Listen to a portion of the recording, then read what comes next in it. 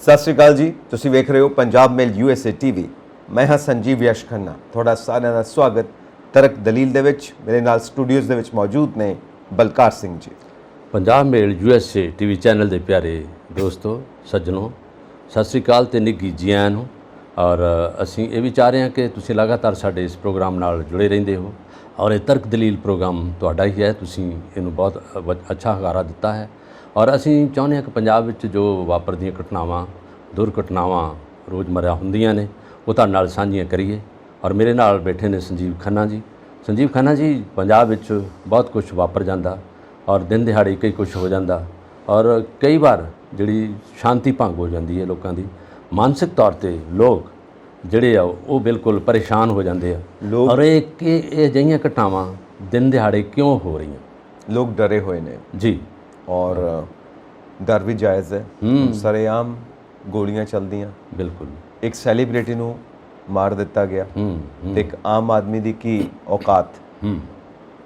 ਔਰ ਸਿੱਧੂ ਮੂਸੇਵਾਲਾ ਅਸੀਂ ਸਾਰੇ ਜਾਣਦੇ ਹਾਂ, 29 ਸਾਲ ਦੇ। ਔਰ ਹਜੇ ਮੇਰੇ ਖਿਆਲ 36 ਘੰਟੇ ਵੀ ਨਹੀਂ ਹੋਏ ਸੀ ਜਦੋਂ ਸਿਕਿਉਰਿਟੀ ਵਿਦਡਰਾ ਕੀਤੀ ਹੈ ਉਹਨਾਂ ਦੀ। 4 ਦੀ ਥਾਂ ਤੇ 2 ਕਮਾਂਡੋ ਰਹਿ ਗਏ। ਸੋ 36 ਘੰਟੇ ਦੇ ਅੰਦਰ ਇਹ ਘਟਨਾ ਵਾਪਰ ਗਈ ਤੇ ਇਸ ਵਕਤ ਸਾਰਾ ਪੰਜਾਬ ਹੀ, ਬਲਕਿ ਸਾਰਾ ਪੰਜਾਬੀ ਭਾਈਚਾਰਾ ਸਦਮੇ ਵਿੱਚ ਹੈ ਇਸ ਗੱਲ ਨੂੰ ਸੋਚ ਕੇ ਕਿ ਇਹ ਪੰਜਾਬ ਦਾ ਮਾਹੌਲ ਬਣ ਕੀ ਰਿਹਾ। ਮਤਲਬ ਸਰੇਆਮ ਗੋਲੀਆਂ ਚੱਲ ਰਹੀਆਂ ਨੇ ਔਰ ਹਥਿਆਰ ਵੀ ਸਭ ਦੇ ਕੋਲ ਮੌਜੂਦ ਨੇ ਔਰ ਗੈਂਗਸਟਰਸ ਵੀ ਪੂਰੀ ਤਰ੍ਹਾਂ ਐਕਟਿਵ ਨੇ। ਅਤੇ ਜਿਹੜੀਆਂ ਏਜੰਸੀਜ਼ ਨੇ ਉਹਨਾਂ ਦੀਆਂ ਇਨਪੁਟਸ ਕਿੱਥੇ ਗਈਆਂ ਔਰ ਇਸ ਤਰ੍ਹਾਂ ਦੀ ਕਾਰਵਾਈ ਤਾਂ ਕਦੀ ਵੀ ਹੋ ਸਕਦੀ ਹੈ। ਸੋ ਇਹ ਸਾਰੀਆਂ ਤਮਾਮ ਗੱਲਾਂ ਨੇ ਜੋ ਇਸ ਪੁਆਇੰਟ ਆਫ ਵਿਊ ਨਾਲ ਕਿ ਪੰਜਾਬ ਦਾ ਮਾਹੌਲ ਕੀ ਬਣਦਾ ਜਾ ਰਿਹਾ। ਬੜੀ ਦੁਖਦਾਈ ਤੇ ਬੜੀ ਪਰੇਸ਼ਾਨ ਕਰਨੇ ਵਾਲੀ ਜਿਹੜੀ ਘਟਨਾ ਵਾਪਰੀ ਆ ਪੰਜਾਬ 'ਚ ਔਰ ਇਹਦਾ ਦੁੱਖ ਨਾ ਕੇਵਲ ਪੰਜਾਬ 'ਚ ਸਗੋਂ ਸਾਰੇ ਪ੍ਰਦੇਸ਼ਾਂ 'ਚ ਔਰ ਸਾਰੀਆਂ ਵਿਸ਼ਵ ਵਿੱਚ ਇਹ ਲੋਕਾਂ ਨੇ ਇਹਨੂੰ ਬੜਾ ਮਾਤਮ ਨਾਲ ਜਾਣਿਆ ਤਾਂ ਕਿ ਇੱਕ ਇਕਲੌਤਾ ਪੁੱਤਰ ਸੀ ਮਾਪਿਆਂ ਦਾ ਔਰ ਇਹਨੇ ਜਿਹੜਾ ਸੈਲੀਬ੍ਰਿਟੀ ਦੇ ਤੌਰ ਤੇ ਪੂਰੇ ਦੇਸ਼ 'ਚ ਆਪਣਾ ਨਾਂ ਕਮਾਇਆ ਔਰ ਕੈਨੇਡਾ ਦਾ PR ਵੀ ਸੀਗਾ ਔਰ ਇਹ engineering college, Guru Nanak engineering college ਦਾ ਸਟੂਡੈਂਟ ਸੀਗਾ। ਉੱਥੋਂ ਇਲੈਕਟ੍ਰੀਕਲ ਇੰਜੀਨੀਅਰਿੰਗ ਦੀ ਇਹਨੇ ਡਿਗਰੀ ਲਈ ਹੈ ਔਰ ਪੜ੍ਹਿਆ ਲਿਖਿਆ ਸੂਝਵਾਨ ਮੁੰਡਾ ਸੀਗਾ ਔਰ ਲੰਬਾ ਉੱਚਾ ਔਰ ਗਾਇਕੀ ਦਾ ਵੀ ਇਹਦਾ ਬੜਾ ਅੱਛਾ ਮੋਹਰਾ ਸੀਗਾ। ਇਹਨੇ ਜਦੋਂ ਵੀ ਗਾਇਕੀ ਸ਼ੁਰੂ ਕੀਤੀ ਪੰਜਾਬ 'ਚ ਜਿੰਨਾ ਯੂਥ ਸੀ ਉਹਦੇ ਵੱਲ ਸਾਰਾ ਹੀ ਇਹਨੂੰ ਪਸੰਦ ਕਰਨ ਲੱਗ ਪਿਆ ਔਰ ਇਹਦੀ ਕੋਈ ਵੀ ਕਿਸੇ ਗਾਣੇ ਦੀ ਵੀਡੀਓ ਵੇਖੋ, ਬੜੀ ਪਿਆਰੀ ਵੀਡੀਓ ਸੀਗੀ ਔਰ ਇਹਨੇ ਜਿੰਨੀਆਂ ਵੀ ਗਾਣੇ ਗਾਏ ਆ ਲੋਕਾਂ ਨੇ ਪਸੰਦ ਕੀਤੇ ਆ। ਕੁਝ ਗਾਣਿਆਂ 'ਚ ਵਿਵਾਦ ਵੀ ਰਿਹਾ ਪਰ ਫਿਰ ਵੀ ਇਹਨੇ ਕਈ ਜਗ੍ਹਾ ਤੋਂ ਆ ਕੇ ਮਾਫੀ ਮੰਗ ਲਈ। ਕਈ ਜਗ੍ਹਾ ਹੁੰਦਾ ਇਹ ਗੱਲ, ਪਰ ਇਹ ਜਦੋਂ ਇਹ ਗਿਆ ਅਚਾਨਕ ਇਹਦੀ ਸਿਕਿਉਰਿਟੀ ਤਾਂ ਵਿਦਡਰਾ ਕਰ ਲਈ ਸੀ ਔਰ 36 ਘੰਟੇ 'ਚ ਤੁਸੀਂ ਦੱਸਿਆ ਜਦੋਂ ਇਹ ਗਿਆ ਇਹ ਉਧਰ ਬਰਨਾਲੇ ਵਾਲੇ ਪਾਸੇ ਨੂੰ ਜਾਣਾ ਸੀ ਆਪਣੇ ਰਿਸ਼ਤੇਦਾਰਾਂ ਨੂੰ ਮਿਲਣ ਲਈ। ਥਾਰ ਗੱਡੀ 'ਚ ਜਾ ਰਿਹਾ ਸੀਗਾ, ਜਵਾਰ ਕੇ ਪਿੰਡ। ਉਹ ਜਦੋਂ ਕ੍ਰਾਸ ਕਰ ਰਹੇ ਉੱਥੋਂ ਟਰਨ ਲਈ ਇਹਦੇ ਪਿੱਛੇ 2 ਗੱਡੀਆਂ ਵੀ ਨਜ਼ਰ ਆ ਰਹੀਆਂ ਵੀਡੀਓ 'ਚ। ਜੋ ਵੀਡੀਓ ਹੈ CCTV ਫੁਟੇਜ ਹੈ। ਗੱਲ ਇਹ ਹੈ ਕਿ ਇਹ ਮਾਹੌਲ ਕੀ ਬਣਦਾ ਜਾ ਰਿਹਾ, ਮਤਲਬ ਕੋਈ ਕੰਟਰੋਲ ਨਹੀਂ। ਪ੍ਰਸ਼ਾਸਨ ਕਰ ਕੀ ਰਹੇ ਨੇ ਔਰ ਪੁਲਿਸ ਕੀ ਕਰ ਰਹੀ ਹੈ। ਖੈਰ ਜੇ ਗਵਰਨਮੈਂਟ ਬਦਲੀ ਹੈ ਪਰ ਪੁਲਿਸ ਤਾਂ ਉਹੀ ਹੈ, ਪ੍ਰਸ਼ਾਸਨ ਤੇ ਉਹੀ ਹੈ, ਆਫੀਸਰਸ ਤੇ ਉਹੀ ਨੇ ਔਰ ਸਿਕਿਉਰਿਟੀ ਵੀ ਉਹੀ ਚਾਹੀਦੀ ਹੈ ਪੰਜਾਬ ਦੇ ਅੰਦਰ ਲੋਕਾਂ ਨੂੰ ਔਰ ਫੁੱਲ ਕੰਟਰੋਲ ਚਾਹੀਦਾ ਐਡਮਿਨਿਸਟ੍ਰੇਸ਼ਨ ਦਾ। ਮਤਲਬ ਇਸ ਤਾਂ ਸਰੇਆਮ ਗੋਲੀਆਂ ਚੱਲਦੀਆਂ ਪਈਆਂ ਔਰ ਉਹਨਾਂ ਕੋਲ ਹਥਿਆਰ ਵੀ ਨੇ, ਬੜੇ ਆਟੋਮੈਟਿਕ ਹਥਿਆਰ ਨੇ। ਹਾਂ, ਉਹਨਾਂ ਕੋਲ ਜਿਹੜੀ 94 AN-94 ਇੱਕ ਹੈਗੀ ਹੈ ਇਸ ਤਰ੍ਹਾਂ ਦੀ ਵੈਪਨ ਆ ਜਿਹੜਾ ਰਸ਼ੀਆ ਦਾ ਵਾ। ਫਿਰ AK-47 ਜਿਹੜੀ AN-94 ਆ ਇਹ 1800 ਗੋਲੀ ਕੱਢ ਦਿੰਦੀ ਹੈ 2 ਟਾਈਮ ਨਾਲ ਬਰਸਟ ਦੇ ਤੌਰ ਤੇ। ਔਰ ਜਦੋਂ ਸਿੱਧੂ ਮੂਸੇਵਾਲਾ, ਸ਼ੁਭਦੀਪ ਇਹਨਾਂ ਦਾ ਨਾਮ, ਬੜਾ ਪਿਆਰਾ ਨਾਂ ਸੀਗਾ ਔਰ ਇਹ 1993 ਦਾ ਇਹਦਾ ਬਰਥ ਹੈ ਜਾਂ ਹਾਰਡਲੀ 27 ਸਾਲ ਦਾ, 28 ਸਾਲ ਦਾ ਸੀਗਾ, 29 ਸਾਲ ਦਾ। ਔਰ ਇਹਦਾ ਵਿਆਹ ਵੀ ਅਗਲੇ ਮਹੀਨੇ 'ਚ 11 ਜੂਨ ਦਾ ਇਹਦਾ ਜਨਮ ਵੀ ਹੈ। ਹਾਂ, ਔਰ ਇਹਦਾ ਦੇਖੋ ਘਰ ਕਿੰਨਾ ਸੋਹਣਾ, ਟਰੈਕਟਰ ਆ, ਸਿੱਧੂ ਫਾਰਮਾ ਬਹੁਤ ਅੱਛਾ ਘਰੋਂ ਰੱਜਿਆ ਪੁੱਜਿਆ ਕਰਦਾ ਔਰ ਲੋਕ ਇਹਨੂੰ ਆਲੇ ਦੁਆਲੇ ਤੋਂ ਇੱਥੇ ਹੁਣ ਸਾਰਾ ਪਿੰਡ ਰੋ ਰਿਹਾ ਕਿਉਂਕਿ ਇੱਦਾਂ ਦਾ ਮਾਤਮ ਛਾ ਗਿਆ। ਇਸ ਤਰ੍ਹਾਂ ਦੇ ਸੈਲੀਬ੍ਰਿਟੀ, ਇਸ ਤਰ੍ਹਾਂ ਦੇ ਕੋਆਪਰੇਟ ਕਰਨ ਵਾਲੇ ਲੋਕ ਮੁੰਡੇ ਨਹੀਂ ਮਿਲਣੇ ਪੰਜਾਬ ਨੂੰ। ਔਰ ਪੰਜਾਬ ਦਾ ਇਹ ਬਿਲਕੁਲ ਵੱਡਾ ਜਿਹੜਾ ਹਾਦਸਾ ਹੋਇਆ ਪੰਜਾਬੀਆਂ ਲਈ, ਖਾਸ ਤੌਰ 'ਤੇ ਆ ਕਿ ਜਿਸ ਤਰ੍ਹਾਂ ਤੁਸੀਂ ਕਹਿ ਰਹੇ ਕਿ ਇਹ ਹਾਦਸੇ ਕਿਉਂ ਹੋ ਰਿਹਾ, ਇਹਦੇ ਪਿੱਛੇ ਕੁਛ ਨਾ ਕੁਛ ਤਾਂ ਇੱਦਾਂ ਦੀ ਭੇਦ ਹੈ ਜਦੋਂ ਪੰਜਾਬ ਪੁਲਿਸ ਨੇ ਜਿਹੜੇ ਭਾਵਰਾ ਸਾਹਿਬ ਨੇ DGP ਉਹਨਾਂ ਨੇ ਕਿਹਾ ਕਿ ਸਿਕਿਉਰਿਟੀ ਦੀ ਥੋੜ੍ਹੀ ਜਿਹੀ ਘਾਟ ਵੀ ਰਹੀ ਹੈ, ਸਿਕਿਉਰਿਟੀ ਇਸ ਕਰਕੇ ਕਹਿੰਦੇ ਘਾਟ ਰਹੀ, ਉਹਨਾਂ ਨੇ ਦੱਸਿਆ ਕਿ ਘੱਲੂਘਾਰਾ ਦਿਵਸ 6 ਤਰੀਕ ਨੂੰ ਹੋਏਗਾ, ਉਹਦਾ ਕਰਕੇ ਵਿਡਰਾ ਕੀਤੀ ਸੀ ਅਸੀਂ, ਫਿਰ ਵਾਪਸ ਕਰ ਦੇਣੀ ਸੀ। ਇਹਨਾਂ ਕੋਲ 4 ਸੀਗੇ ਸਿਕਿਉਰਿਟੀ ਮੈਨ, ਜਿਹਦੇ ਵਿੱਚੋਂ 2 ਵਿਡਰਾ ਕਰ ਲਏ, 2 ਹੈਗੇ ਸੀ ਇਹਨਾਂ ਕੋਲ। ਹੁਣ ਜਦੋਂ ਕੋਈ ਕਿਸਮਤ ਮਾੜੀ ਹੈ, ਜਦੋਂ ਚੱਲੇ ਆ ਫਿਰ ਇਹਨਾਂ ਨਾਲ ਕੋਈ 2 ਰਿਸ਼ਤੇਦਾਰ ਮੁੰਡੇ ਬੈਠੇ ਆ, ਪਰ 2 ਸਿਕਿਉਰਿਟੀ ਮੈਨ ਨਹੀਂ ਲੈ ਕੇ ਗਏ ਨਾਲ। ਔਰ ਜਦੋਂ ਗੱਡੀ ਇਹਨਾਂ ਨੇ ਬਾਹਰ ਕੱਢੀ ਉਹ ਨਾਲ ਸਿਕਿਉਰਿਟੀ ਵਾਲੇ ਤਾਂ ਨਹੀਂ, ਉਹਨਾਂ ਨੇ ਕਿਹਾ ਮੈਂ ਆਪਣੇ ਰਿਸ਼ਤੇਦਾਰਾਂ ਕੋਲ ਜਾ ਰਿਹਾ। ਜਦੋਂ ਕਿਸਮਤ ਸਾਥ ਨਾ ਦੇਵੇ ਫਿਰ ਆ ਕੇ ਉਹ ਇਹਨਾਂ ਨੂੰ ਇਸ ਤਰ੍ਹਾਂ ਪਏ ਤੇ ਸ਼ੀਸ਼ੇ ਛਲਣੀ ਕਰਤੇ ਜਦੋਂ ਬਰਸਟ ਵੱਜੇ ਉਸ ਵਿੱਚ। ਗੱਲ ਇਹ ਹੈ ਕਿ ਇੱਕ ਤਾਂ ਜਿਹੜੇ ਇਹਨਾਂ ਕੋਲ 2 ਸਿਕਿਉਰਿਟੀ ਬੰਦੇ ਨੇ, ਸਿਕਿਉਰਿਟੀ ਮੈਨ ਹਜੇ ਵੀ ਪੰਜਾਬ ਗਵਰਨਮੈਂਟ ਨੇ ਦਿੱਤੇ ਹੋਏ ਨੇ, ਕਮਾਂਡੋਸ ਨੇ, ਉਹ ਦੋਵਾਂ ਨੂੰ ਨਾਲ ਨਹੀਂ ਲੈ ਕੇ ਗਏ। ਨਾਲ ਜਿਹੜੀ ਇਹਨਾਂ ਦੀ ਆਪਣੀ ਪ੍ਰਾਈਵੇਟ ਬੁਲੇਟ ਪ੍ਰੂਫ ਗੱਡੀ ਹੈ ਉਹ ਵੀ ਨਾਲ ਨਹੀਂ ਲੈ ਕੇ ਗਏ। ਤੀਸਰਾ ਪੁਆਇੰਟ ਇਹ ਕਿਹਾ ਜਾਂਦਾ ਹੈ ਕਿ ਜਦੋਂ ਤੁਹਾਨੂੰ ਥ੍ਰੈਟ ਹੈ ਤਾਂ ਸਿਕਿਉਰਿਟੀ ਪੁਆਇੰਟ ਆਫ ਵਿਊ ਨਾਲ ਕਿਹਾ ਜਾਂਦਾ ਕਿ ਤੁਸੀਂ ਖੁਦ ਗੱਡੀ ਡਰਾਈਵ ਨਾ ਕਰੋ। ਬਿਲਕੁਲ ਸਹੀ, ਖੁਦ ਥਾਰ ਗੱਡੀ ਡਰਾਈਵ ਕਰ ਰਹੇ ਨੇ। ਹੁਣ 3 ਕੋਤਾਹੀਆਂ ਆਪਾਂ ਮੰਨ ਸਕਦੇ ਹਾਂ। ਸਿਕਿਉਰਿਟੀ ਗਾਰਡਸ 2 ਕਮਾਂਡੋਸ ਨਾਲ ਲੈ ਕੇ ਜਾਣਾ, ਬੁਲੇਟ ਪ੍ਰੂਫ ਗੱਡੀ ਨਾਲ ਲੈ ਕੇ ਜਾਣਾ ਔਰ ਖੁਦ ਡਰਾਈਵ ਕਰਨਾ, ਇਹ ਤਿੰਨੋਂ ਪੁਆਇੰਟ ਰਿਸਕੀ ਰਹੇ ਨੇ। ਜਦਕਿ ਉਹਨਾਂ ਨੂੰ ਜਦੋਂ ਪਤਾ ਹੈ ਕਿ ਥ੍ਰੈਟ ਹੈ ਤਾਂ ਫਿਰ ਇਹ ਰਿਸਕ ਲੈਣਾ ਬਿਲਕੁਲ ਇਹ ਕੋਈ ਸਹੀ ਡਿਸੀਜਨ ਨਹੀਂ ਰਿਹਾ, ਕਿਉਂਕਿ ਆਪਾਂ ਰਿਜ਼ਲਟ ਦੇਖ ਕੇ ਆਪਾਂ ਗੱਲ ਕਰਦੇ ਪਏ ਹਾਂ।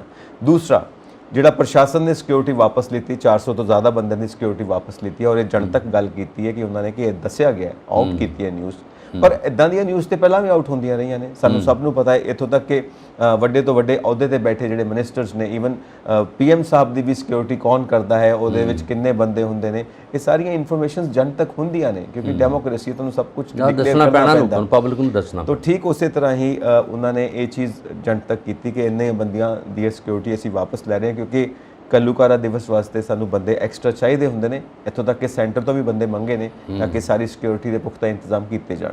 ਠੀਕ ਹੈ, ਨੰਬਰ 1 ਇਹ। ਦੂਸਰੀ ਗੱਲ ਇਹ ਬਣਨੀ ਚਾਹੀਦੀ ਹੈ ਕਿ ਤੁਸੀਂ ਇਸ ਕਿਸ ਪੈਮਾਨੇ ਦੇ ਉੱਤੇ ਕਿਹੜੇ VIP ਨੂੰ ਤੁਸੀਂ ਐਨਾਲਾਈਜ਼ ਕਰਦੇ ਹੋ ਕਿ ਉਹਨੂੰ ਇੰਨੀ ਸਿਕਿਉਰਿਟੀ ਦਿੱਤੀ ਜਾਵੇ, ਇੰਨੀ ਵਿਡਰਾਅ ਕੀਤੀ ਜਾਵੇ, ਉਹ ਕੀ ਪੈਮਾਨਾ ਰਿਹਾ। ਸਿੱਧੂ ਮੂਸੇਵਾਲੇ ਦਾ ਕੀ ਪੈਮਾਨਾ ਰਿਹਾ ਕਿ ਤੁਸੀਂ ਇਹਨਾਂ ਨੂੰ ਇੰਨੇ 2 ਬੰਦੇ ਹੀ ਦਿੱਤੇ ਤੇ 2 ਵਾਪਸ ਲੈ ਲਏ, ਕਿਉਂ ਲਿੱਤੇ ਗਏ।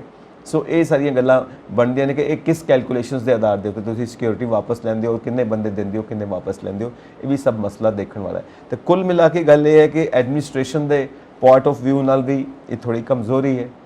ਔਰ ਜਿੱਥੇ ਆਪਾਂ ਸਿੱਧੂ ਮੂਸੇਵਾਲਾ ਜੋ ਜਾ ਰਹੇ ਨੇ ਉਹਨਾਂ ਦੀ ਜੋ ਗਲਤੀ ਆਪਾਂ ਪੁਆਇੰਟ ਆਫ ਵਿਊ ਨਾਲ ਕਹਿ ਰਹੇ, ਜੋ ਸਿਕਿਉਰਿਟੀ ਪੁਆਇੰਟ ਆਫ ਵਿਊ ਨਾਲ, ਉੱਥੇ ਵੀ 3 ਗਲਤੀਆਂ ਸਾਹਮਣੇ ਆਉਂਦੀਆਂ ਨੇ। ਪਰ ਜੋ ਇਹ ਨਤੀਜਾ ਨਿਕਲਿਆ, ਹੁਣ ਜੋ ਇਹ ਗੈਂਗਸਟਰਸ ਐਕਟਿਵ ਨੇ, ਹੁਣ ਇਹ ਵੀ ਸਾਡੇ ਹੀ ਬੱਚੇ ਨੇ, ਸਾਡੇ ਵਿੱਚੋਂ ਹੀ ਨੇ, ਕੋਈ ਬਾਹਰੋਂ ਤਾਂ ਆਏ ਨਹੀਂ ਹੋਏ, ਪੰਜਾਬ ਦੇ ਮੁੰਡੇ ਹੀ, ਪੰਜਾਬ ਦੇ ਮੁੰਡੇ ਨੇ ਔਰ ਸਾਡੇ ਆਪਣੇ ਹੀ ਭਰਾ ਨੇ, ਸਾਡੇ ਆਪਣੇ ਹੀ ਪਰਿਵਾਰਾਂ ਦੇ ਲੋਕ ਨੇ। ਮਤਲਬ ਇਹ ਕਿਹੜਾ ਰਾਹ ਫੜ ਲਿਆ। ਜਦੋਂ ਤੁਹਾਡੀ ਆਪਣੀ ਲਾਈਫ ਦੇ ਉੱਤੇ ਵੀ ਤਾਂ ਰਿਸਕ ਹੈ, ਤੁਹਾਡੀ ਆਪਣੀ ਲਾਈਫ ਦੇ ਉੱਤੇ ਵੀ ਤਾਂ ਥ੍ਰੈਟ ਹੈ, ਤੁਸੀਂ ਵੀ ਤਾਂ ਮਾਂ-ਬਾਪ ਦੇ ਬੱਚੇ ਹੋ, ਤੁਹਾਨੂੰ ਵੀ ਤਾਂ ਕੁਝ ਹੋ ਸਕਦਾ ਹੈ। ਉਹ ਤੁਹਾਡੇ ਮਾਂ-ਬਾਪ ਵੀ ਇਦਾਂ ਹੀ ਪਰੇਸ਼ਾਨ ਹੋਣਗੇ ਤੁਹਾਡੇ ਵਾਸਤੇ, ਜਿਵੇਂ ਸਿੱਧੂ ਮੂਸੇਵਾਲੇ ਦੇ ਮਾਂ-ਬਾਪ ਪਰੇਸ਼ਾਨ ਨੇ। ਦੇਖ ਲਓ, ਅੱਗੇ ਆਪਾਂ ਗੱਲ ਕੀਤੀ ਕਿ ਇਕੱਲਾ ਬੱਚਾ ਨਾ ਕਰਦਾ, ਔਰ ਉਹ ਘਰ ਦੇ ਵਿੱਚ ਇਸ ਲਈ ਐਸੀ ਸੁਨਮਸਾਨ ਹੋ ਗਈ ਹੈ ਕਿ ਅਗਲੀ ਆਉਣ ਵਾਲੀ ਪੀੜ੍ਹੀਆਂ 'ਚ ਕੋਈ ਜਾਇਦਾਦ ਦਾ ਵਾਰਸ ਨਹੀਂ ਰੁਕਾ। ਇਸੇ ਮੁੰਡੇ ਨੇ ਸਾਰਾ ਕੁਝ ਬਣਾਇਆ ਸੀ, ਇਹਨੇ ਸਾਰਾ ਕੁਝ ਚੱਲਿਆ ਸੀਗਾ ਔਰ ਉਸ ਪਿੰਡ 'ਚ ਇਹਦਾ ਬੜਾ ਰੋਹਬ ਸੀਗਾ। ਇਹਦੇ ਮਦਰ ਸਰਪੰਚ ਸੀਗੇ ਪਿੰਡ ਦੇ, ਫਾਦਰ ਵੀ ਬੜੇ ਉੱਚੇ ਲੰਬੇ ਸੀਗੇ। ਇਹ ਵੀ 6.25 ਫੁੱਟ ਜਵਾਨ ਮੁੰਡਾ ਸੀਗਾ। ਪਰ ਰਹੀ ਗੱਲ ਪੰਜਾਬ ਗੌਰਮੈਂਟ ਦੀ, ਜਦੋਂ ਉਹਨਾਂ ਨੂੰ ਥ੍ਰੈਟਨਿੰਗ ਹੋ ਰਹੀਆਂ, ਧਮਕੀਆਂ ਮਿਲ ਰਹੀਆਂ, ਔਰ ਇਹਨੂੰ ਸੈਂਸਿਟਿਵ ਤਰੀਕੇ ਨਾਲ ਰੱਖਣਾ ਚਾਹੀਦਾ ਸੀਗਾ ਕਿ ਜਦੋਂ ਸਿਕਿਉਰਿਟੀ ਲੈ ਰਹੇ ਹਾਂ ਔਰ ਕਿਉਂ ਲੈ ਰਹੇ ਹਾਂ, ਜਿੱਥੇ ਇਹਨਾਂ ਨੂੰ ਲੱਗਦਾ ਸੀਗਾ ਵੀ ਇੱਥੇ ਸੰਵੇਦਨਸ਼ੀਲ ਇਲਾਕਾ ਵਾ, ਉਹਨਾਂ ਕੋਲ ਨਾ ਵਿਡਰਾ ਕਰਦੇ, ਜਿੱਥੇ ਲੱਗਦਾ ਨੋਰਮਲ ਹੈਗਾ ਉਹ ਹੈਗਾ। ਕਿਉਂਕਿ ਜਿਹੜੀ ਤੁਸੀਂ ਕੈਟਾਗਰੀ ਦੀ ਗੱਲ ਕੀਤੀ ਹੈ ਨਾ, ਜਿਸ ਤਰ੍ਹਾਂ Y ਤੇ Z ਪਲੱਸ ਜਿਹੜੀ ਸਿਕਿਉਰਿਟੀ ਹੈ ਉਹਨਾਂ ਨੂੰ ਦਿੰਦੇ VVIP ਨੂੰ, ਉਹਨਾਂ ਕੋਲ ਜਿਸ ਤਰ੍ਹਾਂ ਨਵਜੋਤ ਸਿੱਧੂ ਕੋਲ Y ਸਿਕਿਉਰਿਟੀ ਸੀ, Y ਟਾਈਪ ਦੀ, ਔਰ ਉਹਨਾਂ ਕੋਲ ਵੀ ਉਹਨਾਂ ਨੇ ਵਿਡਰਾ ਕੀਤੀ ਆ, ਕਿਉਂਕਿ ਹੁਣ ਤਾਂ ਵੈਸੇ ਉਹ ਜੇਲ੍ਹ 'ਚ ਹੀ ਆ। ਔਰ ਇਸੇ ਤਰ੍ਹਾਂ ਅਕਾਲ ਤਖਤ ਦੇ ਜਥੇਦਾਰ ਹਰਪ੍ਰੀਤ ਸਿੰਘ ਜੀ ਸੀ, ਉਹਨਾਂ ਕੋਲ ਵਿਡਰਾ ਕੀਤੀ ਸੀ ਉਹਨਾਂ ਨੂੰ ਕੋਲ ਥੋੜ੍ਹੇ ਰਹਿਣ 'ਤੇ, ਜਿਸ ਤਰ੍ਹਾਂ ਸਿੱਧੂ ਮੂਸੇਵਾਲੇ ਕੋਲ ਸੀ, ਪਰ ਉਹਨਾਂ ਨੇ ਮੰਨਿਆ। ਫਿਰ ਉਹਨਾਂ ਨੇ ਆਪਣੀ ਸਿਕਿਉਰਿਟੀ ਆਪ ਲਾ ਲਈ ਆ। ਰਘਬੀਰ ਸਿੰਘ ਤਖਤ ਕੇਸਗੜ੍ਹ ਅਨੰਦਪੁਰ ਸਾਹਿਬ ਦੇ ਜਿਹੜੇ ਜਥੇਦਾਰ, ਉਹਨਾਂ ਦੀ ਸਿਕਿਉਰਿਟੀ ਸੀ ਲਾਈ ਇਹਨਾਂ ਨੇ, ਤੇ ਘੱਟ ਰੱਖ ਲਈ ਸੀ, ਪਰ ਉਹਨਾਂ ਨੇ ਕਿਹਾ ਨਹੀਂ, ਨੋ ਨੀਡ, ਅਸੀਂ ਆਪਣੀ ਲਾ ਲੈਣਾ। ਉਹਨਾਂ ਨੇ ਆਪਣੀ ਸਿਕਿਉਰਿਟੀ ਰੱਖ ਲਈ ਕਿਉਂਕਿ ਉਹਨਾਂ ਕੋਲ ਆਪਣੇ ਸੇਵਾਦਾਰ, ਆਪਣੇ ਕੋਲ ਬੜਾ ਕੁਛ ਹੈਗਾ। ਔਰ ਇਸੇ ਤਰ੍ਹਾਂ ਜੇ ਇਹ ਗੱਲ ਸੀਗੀ, ਇਹ ਬੜਾ ਸੈਂਸਿਟਿਵ ਏਰੀਆ ਸੀਗਾ, ਇਹਨਾਂ ਨੂੰ ਧਮਕੀਆਂ ਮਿਲ ਰਹੀਆਂ ਸੀਗੀਆਂ, ਪੰਜਾਬ ਗੌਰਮੈਂਟ ਨੂੰ ਇਦਾਂ ਦਾ ਡਿਸੀਜਨ ਨਹੀਂ ਸੀ ਲੈਣਾ ਚਾਹੀਦਾ। ਪਰ ਜਿੱਥੇ ਲੋਕ ਇਸ ਵੇਲੇ ਆਲੋਚਨਾ ਕਰ ਰਹੇ, ਕ੍ਰਿਟਿਸਾਈਜ਼ ਕਰ ਰਹੇ ਆ, ਉਹਨਾਂ ਨੇ ਇਹ ਸ਼ਰੇਆਮ ਕਿਹਾ ਹੈਗਾ, ਕਿਉਂਕਿ ਭਗਵੰਤ ਮਾਨ ਦੀ ਸਿਸਟਰ ਕੋਲ ਇਸ ਵੇਲੇ 20 ਬੰਦੇ ਸਿਕਿਉਰਿਟੀ ਦੇ ਡਿਪਿਊਟਡ ਹੈ, ਔਰ ਇਹਦੇ ਨਾਲ ਹੋਰ ਜਿਹੜੇ ਵੀ ਇਹਨਾਂ ਦੇ ਮਾਤਾ ਮਦਰ ਜੀ ਕੋਲ ਮਦਰ ਕੋਲ ਵੀ ਬੰਦੇ ਹੈਗਾ। ਨੇ। ਫਿਰ ਇਹ ਭਾਈ ਭਤੀਜਾਵਾਦ ਵਾਲੀ ਗੱਲ ਹੀ ਹੁੰਦੀ ਹੈ ਨਾ, ਇਹਦੇ ਵਿੱਚ ਲੋਕਾਂ ਨੂੰ ਗੁੱਸਾ ਹੈ ਕਿ ਇੱਕ ਜਵਾਨ ਮੁੰਡੇ ਦੇ ਮਗਰੋਂ ਸਾਰਾ ਕੁਝ ਲਾ ਲਿਆ। ਬਾਕੀ ਤੇ ਕਿਸਮਤ ਮਾੜੀ ਆ, ਚਲੋ ਉਹਦੀ ਘਟ ਗਈ ਜਾਂ ਆਪਾਂ ਇਸ ਗੱਲ ਲਿਆਉਂਦੇ ਆ, ਪਰ ਇਹ ਸ਼ਰੇਆਮ ਸਿੱਧਾ ਕਿ ਸਿਕਿਉਰਿਟੀ ਦੀ ਲੈਪਸ ਨਾਲ ਘਾਟ ਨਾਲ ਹੀ ਉਹਦੇ ਤੇ ਇਹ ਸਾਰਾ ਕੁਝ ਐਮਰਜੈਂਸੀ ਆਈ ਆ। ਜਿਹਦੇ ਨਾਲ ਸਿਕਿਉਰਿਟੀ ਹੁੰਦੀ ਤਾਂ ਫਾਈਟ ਤਾਂ ਕਰਦੀ, ਲੜਦੇ ਸਹੀ ਅੱਗੋਂ। ਇਹ 7 ਮੁੰਡੇ ਜਿਹੜੇ ਆਏ ਆ, ਇਹਨਾਂ ਨੇ 30 ਤੋਂ ਵੱਧ ਗੋਲੀਆਂ ਚਲਾਈਆਂ। ਘੱਟੋ ਘੱਟ ਜਵਾਬ ਤਾਂ ਦਿੰਦੇ ਅਗਲੇ ਪਾਸਿਓਂ, ਪਰ ਇਹਨੂੰ ਇਹ ਲੱਗਿਆ, ਇਹ ਗੱਲ ਇਹਨੂੰ ਇਹ ਲੱਗਿਆ ਕਿ ਮੇਰਾ ਇਲਾਕਾ ਵਾ, ਜਵਾਰ ਕੇ ਪਿੰਡੇ ਦੇ ਨਾਲ ਹੀ ਉਹਦੇ ਨਾਲ ਹੀ ਏਰੀਏ ਦੇ ਮਾਨਸਾ ਦੇ, ਤੇ ਉਹਦੇ 'ਚ ਇਹਨਾਂ ਨੇ ਕਿਹਾ ਮੇਰਾ ਇਲਾਕਾ। ਤੇ ਉਦੋਂ ਬਾਅਦ ਮੈਂ ਗੱਡੀ ਡਰਾਈਵ ਕਰਕੇ ਮੈਂ ਚਲੇ ਜਾਣਾ। ਇਹਨੇ ਆਪ ਗੱਡੀ ਚਲਾਉਣੀ ਸ਼ੁਰੂ ਕਰਤੀ, ਆਪਣੇ ਰਿਸ਼ਤੇਦਾਰਾਂ ਕੋਲ ਜਾ ਰਿਹਾ। ਕਈ ਵਾਰੀ ਗਿਆ ਵੀ ਹੋਊਗਾ, ਇਹ ਨਹੀਂ ਕਿ ਅੱਜ ਹੀ ਜਾ ਰਿਹਾ, ਪਰ ਹੁਣ ਪਿੱਛੇ ਜਿਹੜਾ ਭੇਦ ਆ, ਜਿਹੜੀ ਉਹਨਾਂ ਦਾ ਸੀਕ੍ਰੇਟ ਗੱਲਾਂ ਉਹਨਾਂ ਨੇ ਨਾਪ ਲਈ, ਉਹਨਾਂ ਨਾਪ ਲਈ, ਉਹਨਾਂ ਨੇ ਕਰ ਲਿਆ, ਹੁਣ ਚੱਲ ਰਿਹਾ ਬੰਦਾ। ਦੇਖੋ ਗੱਲ ਇਹ ਹੈ ਕਿ ਕੋਈ ਨਾ ਕੋਈ ਇਨਵੋਲਵਮੈਂਟ ਤੇ ਹੈ ਹੀ। ਬਿਲਕੁਲ। ਇਹ ਕੌਣ ਦੇ ਰਿਹਾ ਟਿਪ ਹਾਂ ਕਿ ਇਦਾਂ ਨਿਕਲ ਰਹੇ ਨੇ, ਸਿਕਿਉਰਿਟੀ ਨਹੀਂ ਹੈਗੀ, ਬੁਲੇਟ ਪ੍ਰੂਫ ਕਾਰ ਨਹੀਂ ਹੈਗੀ, ਆਪ ਡਰਾਈਵ ਕਰ ਰਹੇ ਨੇ, ਇਹ ਟਿਪ ਕਿਸੇ ਨੇ ਦਿੱਤੀ? ਕਈ ਤਰ੍ਹਾਂ ਦੇ ਸੈੱਲ ਹੁੰਦੇ ਨੇ, ਠੀਕ ਹੈ, ਇਹ ਵੀ ਟਿਪ ਕਿਸੇ ਨੇ ਦਿੱਤੀ ਹੋਏਗੀ। ਸੋ ਬਾਕੀ ਗੈਂਗਸਟਰਸ ਇਨਵੋਲਵ ਨੇ, ਇਹ ਵੀ ਸਾਰੀਆਂ ਨਿਊਜ਼ ਸਾਹਮਣੇ ਆ ਰਹੀਆਂ ਨੇ, ਕਿਉਂਕਿ ਸਾਡੇ ਸਾਹਮਣੇ ਤਾਂ ਜਿਹੜੀਆਂ ਨਿਊਜ਼ ਆ ਰਹੀਆਂ ਨੇ ਅਸੀਂ ਉਹਨਾਂ ਨੂੰ ਐਨਾਲਾਈਜ਼ ਕਰ ਰਹੇ ਹਾਂ ਕਿ ਇਹ ਜਿਹੜਾ ਸਾਰਾ ਮਾਹੌਲ ਬਣਿਆ ਹੋਇਆ ਪੰਜਾਬ ਦੇ ਵਿੱਚ, ਇੱਕ ਵਾਰੀ ਸਾਰੇ ਮਨ ਫਿਰ ਤੋਂ ਡਰੇ ਹੋਏ ਨੇ ਕਿ ਕਿੱਧਰ ਨੂੰ ਜਾ ਰਹੇ ਆ, ਇਹ ਕੀ ਮਾਹੌਲ ਬਣਦਾ ਜਾ ਰਿਹਾ। ਇਹ ਤਾਂ ਵੀਆਈਪੀ ਜਾਂ ਇਹਨਾਂ 'ਚ ਲੋਕਾਂ 'ਚ ਬਹਿੰਦੇ ਆ, ਜਾਂਦੇ ਆ, ਜਾਂ ਇਹਨਾਂ ਨੂੰ ਇਨਵਾਈਟ ਕਰਦੇ ਆ, ਆਮ ਬੰਦੇ ਨੂੰ ਵੀ ਖਤਰਾ ਹੋ ਗਿਆ। ਲੋਕਾਂ ਨੂੰ ਪਤਾ ਮੈਂ ਜਿਹਦੇ ਅਗੇਂਸਟ ਬੋਲਿਆ ਜਾਂ ਜਿਹਦੇ ਨਾਲ ਮੈਂ ਉੱਚਾ ਨਵੀਂ ਬੋਲਿਆ, ਤਾਂ ਉਹ ਮੇਰੇ ਨਾਲ ਇਹ ਹਸ਼ਰ ਹੋ ਸਕਦਾ। ਉਹ ਵਾਲੀ ਪਹਿਲੇ ਵਾਲੀ ਸ਼ਾਂਤੀ ਜਾਂ ਲੜਾਈ ਝਗੜਾ ਅੱਗੇ ਲੋਕਾਂ 'ਚ ਉਹ ਨਹੀਂ ਸੀ ਹੁੰਦਾ ਕਿ ਭਾਜੀ ਪਾਉਣੀ ਜਾਂ ਤੋਰਨੀ ਜਾਂ ਉਹਨਾਂ ਨੂੰ ਅੱਗੇ ਜਿਹੜਾ ਵਿਰੋਧਤਾ ਮੁੱਲ ਲੈਣੀ। ਅੱਗੇ ਲੋਕ ਲੜਦੇ ਸੀ ਤਾਂ ਭੁੱਲ ਜਾਂਦੇ, ਉਹ 'ਚ ਨਹੀਂ ਉੱਚਾ ਨੀਵਾਂ ਬੋਲਦੇ ਸਾਰਾ ਕੁਝ। ਹੁਣ ਸੋਸ਼ਲ ਮੀਡੀਆ ਨੇ ਵਿਰੋਧਤਾ ਬੜੀ ਕ੍ਰੀਏਟ ਕਰਤੀ ਹੈ, ਔਰ ਉਹਦੇ 'ਚ ਫੇਸਬੁੱਕ 'ਤੇ ਬੜਾ ਕੁਝ ਹੋ ਰਿਹਾ। ਹੁਣ ਇਹ ਜਦੋਂ 5:30 ਦਿਨੇ ਜਾ ਰਹੇ ਸੀ, 5:30-6 ਵਜੇ ਦੀ ਗੱਲ, ਜਦੋਂ ਇਹ ਨਿਕਲੇ ਘਰੋਂ ਦਿਨੇ ਹੀ 4:30 ਜਦੋਂ ਦਿਨ ਹੀ ਉਦੋਂ, ਔਰ ਜਦੋਂ ਕਿ ਧੁੱਪ ਥੱਲੇ ਮੱਧਮ ਹੋਈ ਆ ਉਦੋਂ ਨਿਕਲੇ ਆ, ਔਰ ਪੂਰਾ ਦਿਨ ਚਿੱਟੇ ਦਿਨ ਹੀ ਹੈਗਾ। ਪਰ ਜਿੱਥੇ ਜਵਾਰ ਕੇ ਗਏ ਆ ਉੱਥੇ ਇੱਕ ਬੰਦਾ ਬੋਲ ਰਿਹਾ ਜਿਹਨੇ ਇਹਨਾਂ ਨੂੰ ਕੱਢਿਆ ਵਿੱਚੋਂ, ਉਹ ਕਹਿੰਦਾ ਬਹੁਤ ਲੋਕ ਤਾਂ ਉੱਥੇ ਨਾ ਜਾ ਕੇ ਮੋਬਾਈਲ ਕੱਢ ਕੇ ਨਾ ਵੀਡੀਓ ਬਣਾ ਰਹੇ ਸੀ। ਇਹ ਵੀ ਇੱਕ ਟ੍ਰੈਂਡ ਗਲਤ ਹੈਗਾ ਵੀ ਤੁਸੀਂ ਉਹਦੀ ਹੈਲਪ ਕਰੋ। ਫਿਰ ਕਿਸੇ ਨੇ ਉਸ ਪਿੰਡ 'ਚੋਂ ਗੱਡੀ ਨਹੀਂ ਦਿੱਤੀ ਇੱਕਦਮ, ਇਮੀਡੀਏਟਲੀ ਲੋਕਾਂ ਨੂੰ ਚਾਹੀਦਾ ਸੀਗਾ ਕੋਆਪਰੇਟ ਕਰਕੇ ਗੱਡੀ 'ਤੇ ਬਿਠਾ ਕੇ ਲੈ ਜਾਂਦੇ। ਥੋੜ੍ਹਾ ਜਿਹਾ ਜਿਹੜਾ ਗੈਪ ਆਇਆ, ਪਰ ਲੈ ਗਏ ਹਸਪੀਟਲ 'ਚ। ਪਰ ਹੁਣ ਇਹਦਾ ਇਹ 'ਤੇ ਗੋਲੀਆਂ ਇੰਨੀਆਂ ਜ਼ਿਆਦਾ ਲੱਗ ਗਈਆਂ, ਛਲਣੀ ਹੋ ਗਿਆ ਸੀ ਸਾਰਾ ਸਰੀਰ, ਮੂੰਹ 'ਤੇ, ਸਿਰ 'ਤੇ, ਬਾਹਾਂ 'ਤੇ ਪੂਰੀਆਂ 'ਤੇ, ਜਦੋਂ ਡਰਾਈਵ ਕਰ ਰਹੇ ਸੀ।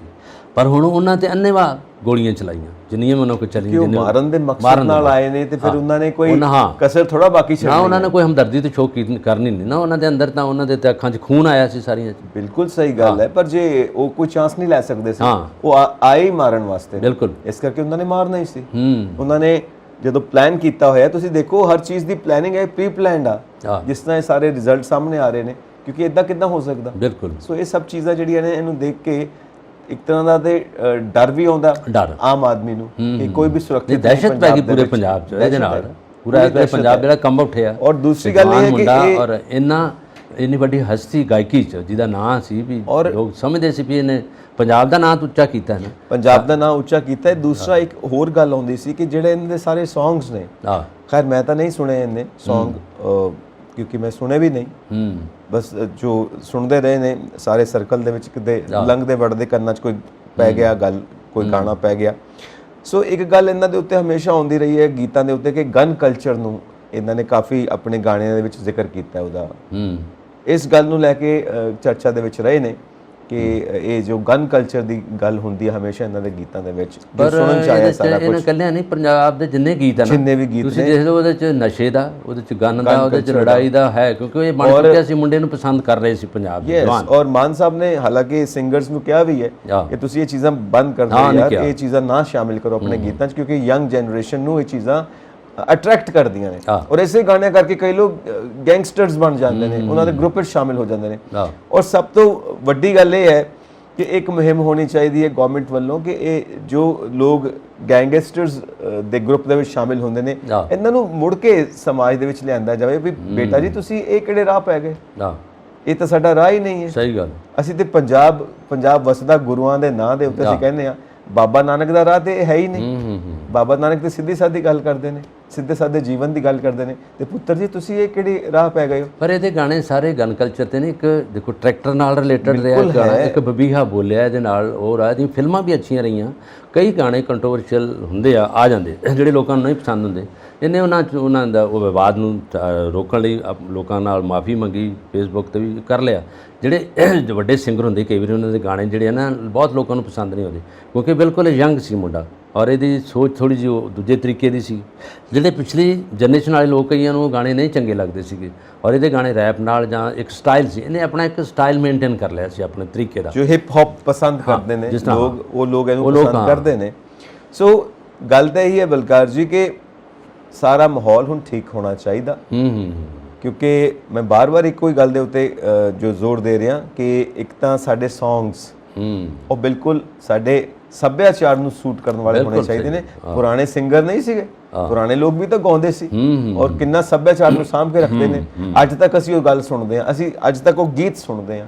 ਪ੍ਰਕਾਸ਼ ਕੌਰ ਜੀ ਸੁਣਦੇ ਰਹੇ ਹਾਂ, ਮੁਹੰਮਦ ਸਦੀਕ ਸਾਹਿਬ ਨੂੰ ਸੁਣਦੇ ਰਹੇ ਹਾਂ ਅਸੀਂ, ਗੁਰਦਾਸ ਮਾਨ ਸਾਹਿਬ ਹੁਣ ਤੱਕ ਗਾਉਂਦੇ ਨੇ, ਹਰਭਜਨ ਮਾਨ, ਕੁਲਦੀਪ ਮਾਨ ਦੇ ਦੇਖੋ ਕਿੰਨੇ ਅੱਛੇ ਕਲੀਆਂ ਅੱਛੀਆਂ, ਮੁਹੰਮਦ ਸਦੀਕ ਦੇਖ ਲਓ ਹੈਗਾ, ਇਹ ਵੀ ਤਾਂ ਸਾਡਾ ਵਿਰਸਾ ਹੈ। ਮਨਮੋਹਨ ਵਾਰਿਸ ਦੇਖੋ ਕਿੰਨਾ ਅੱਛੇ ਗਾ ਰਿਹਾ। ਤੁਸੀਂ ਜਿਹੜੇ ਵੀ ਸਿੰਗਰ ਆਸਾ ਸਿੰਘ ਮਸਤਾਨਾ, ਸੁਰਿੰਦਰ ਸ਼ਿੰਦਾ ਦੇਖ ਲਓ, ਜਿਹੜੇ ਵੀ ਹੈ, ਸੁਰਿੰਦਰ ਕੌਰ, ਪ੍ਰਕਾਸ਼ ਕੌਰ ਹੈ, ਨਰਿੰਦਰ ਬੀਬਾ ਵਾ ਔਰ ਜਗਮੋਹਨ ਕੌਰ ਆ, ਜਿੰਨੇ ਤੁਸੀਂ ਉਹਨਾਂ ਦੇ ਗੀਤ ਸੁਣੋ ਲੋਕ ਗੀਤ ਵਰਗੇ ਆ। ਯਮਲਾ ਜੱਟ ਜੀ ਔਰ ਲਿਖਣ ਵਾਲੇ ਦੇਵ ਤਰੀਕੇ ਵਾਲੇ ਦੇ ਗਾਣੇ ਤੁਸੀਂ ਜਿੰਨੇ ਵੀ ਸੁਣੋਗੇ, ਮਾਂ ਹੁੰਦੀ ਮਾਂ ਦੁਨੀਆ ਵਾਲਿਓ ਹੈ ਕਿ ਨਹੀਂ, ਉਹ ਪ੍ਰੋਫੈਸਰ ਮੋਹਨ ਸਿੰਘ ਦੇ ਜਿਹੜੇ ਗਾਣੇ ਸੀ, ਅੰਮ੍ਰਿਤਾ ਪ੍ਰੀਤਮ ਦੇ ਵੀ ਗਾਣੇ ਲੋਕਾਂ ਨੇ ਜਿਹੜੇ ਗੀਤਾਂ ਦੇ ਜੱਗਾ ਸੀਗੇ ਬੜਾ ਅੱਛਾ ਖਾਂ ਵਾਰੇ ਸ਼ਾਹ ਨੂੰ ਕਿਤੇ ਕਬਰਾਂ ਵਿੱਚੋਂ ਬੋਲ। ਬਿਲਕੁਲ ਸਹੀ ਗੱਲ ਹੈ। ਅੱਜ ਕਿਤਾਬੇ ਇਸ਼ਕ ਦਾ ਕੋਈ ਅਗਲਾ ਵਰਕਾ ਫੋਲ, ਇੱਕ ਰੋਈ ਸੀ ਧੀ ਪੰਜਾਬ ਦੀ ਤੂੰ ਲਿਖ ਲਿਖ ਮਾਰੇ ਵਹਿਣ, ਅੱਜ ਲੱਖਾਂ ਧੀਆਂ ਰੋਂਦੀਆਂ ਵੇ ਵਾਰਿਸ ਸ਼ਾਹ ਨੂੰ ਕਹਿਣ, ਉੱਠ ਦਰਦਮੰਦਾਂ ਦੇ ਦਰਦਿਆ ਉੱਠ ਤੱਕ ਆਪਣਾ ਪੰਜਾਬ, ਅੱਜ ਬੇਲੇ ਲਾਸ਼ਾਂ ਵਿਛੀਆਂ ਤੇ ਖੂਹ ਦੀ ਭਰੀ ਚਨਾਬ। ਇਹ ਉਸ ਜਗ੍ਹਾ ਤੇ ਆਪਾਂ ਸ਼ਿਵ ਬਟਾਲਵੀ ਕਿੰਨਾ ਅੱਛਾ ਲਿਖਦੇ ਨੇ। ਸੋ ਸਾਡੇ ਕੋਲ ਤੇ ਇੰਨੇ ਵੱਡੇ ਕਲਮਕਾਰ ਰਹੇ ਨੇ, ਗੀਤਕਾਰ ਉਹ ਨਹੀਂ ਰਹੇ। ਬਾਬੂ ਸਿੰਘ ਮਾਨ ਦੇ ਗਾਣੇ ਸੁਣੋ ਤੁਸੀਂ, ਕਿੰਨੇ ਅੱਛੇ ਆ। ਮੈਨੂੰ ਸੁਰਮੇ ਦੀ ਡੱਬੀ ਵਿੱਚ ਰੱਖ ਮੁੰਡਿਆ, ਕਿੰਨੇ ਅੱਛੇ ਗੀਤ ਉਹਨਾਂ ਦੇ ਔਰ ਪੰਜਾਬ ਦੇ ਕਲਚਰ ਨਾਲ ਬਿਲਕੁਲ ਰਿਲੇਟਡ ਆ। ਉਹਨਾਂ ਦੇ ਗੀਤ ਹੀ ਤੁਹਾਨੂੰ ਲੋਕ ਗੀਤਾਂ ਵਰਗੇ ਲੱਗਦੇ ਆ। ਬੋਲੀਆਂ ਜਿਹੜੇ ਆ, ਮਾਈ ਆ, ਟੱਪੇ ਜਿਹੜੇ ਲਿਖੇ ਗਏ ਆ ਔਰ ਉਹਦੇ 'ਚ ਜੁਗਨੀ ਜੁਗਨੀ ਦੇਖੋ ਗਾ ਰਹੇ ਆ। ਪਾਕਿਸਤਾਨ ਦੇ ਆਪਾਂ ਗੱਲ ਕਰਦੇ ਹਾਂ, ਆਲਮ ਲੋਹਾਰ ਦੇ ਉਹਨਾਂ ਦੇ ਔਰ ਗੁਰਦਾਸ ਮਾਨ ਨੇ ਕਿੰਨਾ ਅੱਛਾ ਗਾਇਆ ਛੱਲਾ ਹੈ ਨਾ, ਉਹਦੇ 'ਚ ਜੁਗਨੀ ਕਿੰਨੀ ਅੱਛੀ ਗਾਈ ਹੈ। ਔਰ ਤੁਸੀਂ ਜੇ ਸੁਰਿੰਦਰ ਸ਼ਿੰਦਾ ਦਾ ਦੇਖ ਲਓ ਜਿਹੜੇ ਗਾਣੇ ਆ, ਉਹ ਗਾਣੇ ਤੇ ਉਹਨਾਂ ਨੇ ਬੜਾ ਪੰਜਾਬ ਨੂੰ ਵਸਦਾ ਰਸਦਾ ਸਰਜੀਤ ਪੰਜਾਬ ਦੇ ਤਰੀਕੇ ਨਾਲ ਸਰਦੂਲ ਸਿਕੰਦਰ ਦੇ, ਹੰਸ ਭਾਜੀ, ਹੰਸਰਾਜ ਹੰਸ ਦੇ ਦੇਖੋ ਕਿੰਨੇ ਗਾਣੇ ਆ। ਸੋ ਇਹ ਹੈ ਸਾਡਾ ਵਿਰਸਾ, ਇਹ ਹੈ ਸਾਡਾ ਸਮਾਜ। ਬਿਲਕੁਲ। ਹੁਣ ਇਹ ਜਿਹੜਾ ਇਹ ਮਾਨ ਸਾਹਿਬ ਨੇ ਠੀਕ ਕਿਹਾ ਵੀ ਤੁਹਾਡੇ ਗੀਤਾਂ 'ਚ ਇਹ ਪੰਜਾਬ ਤਾਂ ਦਿਖਦਾ ਹੀ ਨਹੀਂ, ਇਹ ਕੁਝ ਹੋਰ ਹੀ ਦਿਖਦਾ। ਔਰ ਜਿਹੜੇ ਜੱਟ ਦੀ ਤੁਸੀਂ ਗੱਲ ਕਰਦੇ ਹੋ, ਉਹ ਜੱਟ ਤਾਂ ਕਿਤੇ ਹੈ ਨਹੀਂ ਪੰਜਾਬ ਦੀ ਧਰਤੀ ਤੇ, ਇਹ ਸਿਰਫ ਤੁਹਾਡੀਆਂ ਗੀਤਾਂ 'ਚ ਹੀ ਜੱਟ ਹੈ ਜਿਹੜਾ ਦਿਖਾਵਾ ਕਰਦਾ। ਜੱਟ ਤਾਂ ਇਦਾਂ ਦਾ ਹੁੰਦਾ ਨਹੀਂ, ਉਹ ਤਾਂ ਮਿਹਨਤੀ ਹੁੰਦਾ। ਇਹ ਕਿਹੜਾ ਜੱਟ ਹੈ ਜਿਹੜਾ ਤੁਹਾਡੇ ਗੀਤਾਂ 'ਚ ਵਿਖਾਈ ਦਿੰਦਾ? ਸਾਨੂੰ ਦੱਸੋ ਤਾਂ ਸਹੀ, ਉਹ ਰਹਿੰਦਾ ਕਿੱਥੇ ਆ, ਅਸੀਂ ਵੀ ਉਹਨੂੰ ਮਿਲ ਕੇ ਆਈਏ। ਜੇ ਡਰਾਇੰਗ ਰੂਮ 'ਚ ਬਹਿਣ ਵਾਲਾ ਜੱਟ ਆ, ਖੇਤਾਂ ਵਾਲਾ ਨਹੀਂ, ਵੱਟਾਂ ਤੇ ਫਿਰਨੀਆਂ ਤੇ ਜਾਂ ਪਾਣੀ ਦੇ ਨੱਕੇ ਮੋੜਨ ਵਾਲੇ ਨਹੀਂ ਗੱਲ। ਪਰ ਇਹ ਜਿਹੜੀ ਹਾਲਾਤ ਪੈਦਾ ਹੋ ਗਏ ਆ ਔਰ ਇੱਕ ਬੜਾ ਜਿਹੜਾ ਵਧੀਆ ਜਵਾਨ ਮੁੰਡਾ ਸਾਡੇ ਹੱਥਾਂ 'ਚੋਂ ਨਿਕਲ ਗਿਆ ਔਰ ਇਕੱਲੇ ਮਾਪੇ ਜਿਹੜੇ ਉਹਨਾਂ ਦੇ ਵਿਚਾਲੇ ਵਰਲਾਪ ਕਰ ਰਿਹਾ, ਪੂਰਾ ਪਿੰਡ ਰੋ ਰਿਹਾ, ਪੂਰਾ ਪੰਜਾਬ ਰੋ ਰਿਹਾ। ਔਰ ਇਹੋ ਜਿਹੇ ਬੱਚਿਆਂ ਦਾ ਪੰਜਾਬ ਨੂੰ ਇਸ ਤਰ੍ਹਾਂ ਅਲਵਿਦਾ ਕਹਿਣਾ ਬੜਾ ਔਖਾ ਲੱਗਦਾ। ਸਾਰਾ ਮਾਹੌਲ ਜਿਨ੍ਹਾਂ ਨੇ ਆਪਣੇ ਪੁੱਤ ਪਾਲੇ ਹਨ, ਜਿਨ੍ਹਾਂ ਨੇ ਬੱਚੇ ਪਾਲੇ ਵੱਡੇ ਕੀਤੇ, ਉਹਨਾਂ ਮਾਵਾਂ ਦਾ ਇਸ ਵੇਲੇ ਹਿਰਦਾ ਬਲੂੰਦਰਿਆ ਗਿਆ ਸਾਰੀਆਂ। ਦੇਖੋ ਜੇ ਆਪਾਂ ਇਹਨੂੰ ਐਨਾਲਾਈਜ਼ ਕਰੀਏ ਇਸ ਗੱਲ ਨੂੰ, ਤਾਂ ਪ੍ਰਸ਼ਾਸਨ ਦੀ ਗੱਲ, ਉਹਨਾਂ ਨੇ ਸਿਕਿਉਰਿਟੀ ਵਾਪਸ ਲਿੱਤੀ, ਉਹ ਇਹਦਾ ਕਾਰਨ ਦੱਸਦੇ ਨੇ ਕਿ ਘੱਲੂਘਾਰਾ ਦਿਵਸ ਮਨਾਉਣ ਲਈ ਸਾਡੇ ਕੋਲ ਬੰਦਿਆਂ ਦੀ ਗਿਣਤੀ ਘੱਟ ਹੁੰਦੀ ਹੈ, ਇਸ ਕਰਕੇ ਅਸੀਂ ਹਰ ਥਾਂ ਤੋਂ ਵਿਡਰਾਅ ਕਰਕੇ ਗਿਣਤੀ ਪੂਰੀ ਕਰਦੇ ਹਾਂ ਤੇ ਸੈਂਟਰ ਤੋਂ ਵੀ ਮਦਦ ਮੰਗਦੇ ਹਾਂ। ਉਹ ਆਪਣਾ ਇੱਕ ਲੌਜਿਕ ਦੇ ਰਹੇ ਨੇ, ਠੀਕ ਹੈ। ਉਹ ਸਿਕਿਉਰਿਟੀ ਵਾਪਸ ਲਿੱਤੀ ਗਈ ਔਰ 400 ਤੋਂ ਵੱਧ ਬੰਦਿਆਂ ਦੀ ਵਾਪਸ ਲਿੱਤੀ ਗਈ, ਉਹ ਲੌਜਿਕ ਦੇ ਰਹੇ ਨੇ।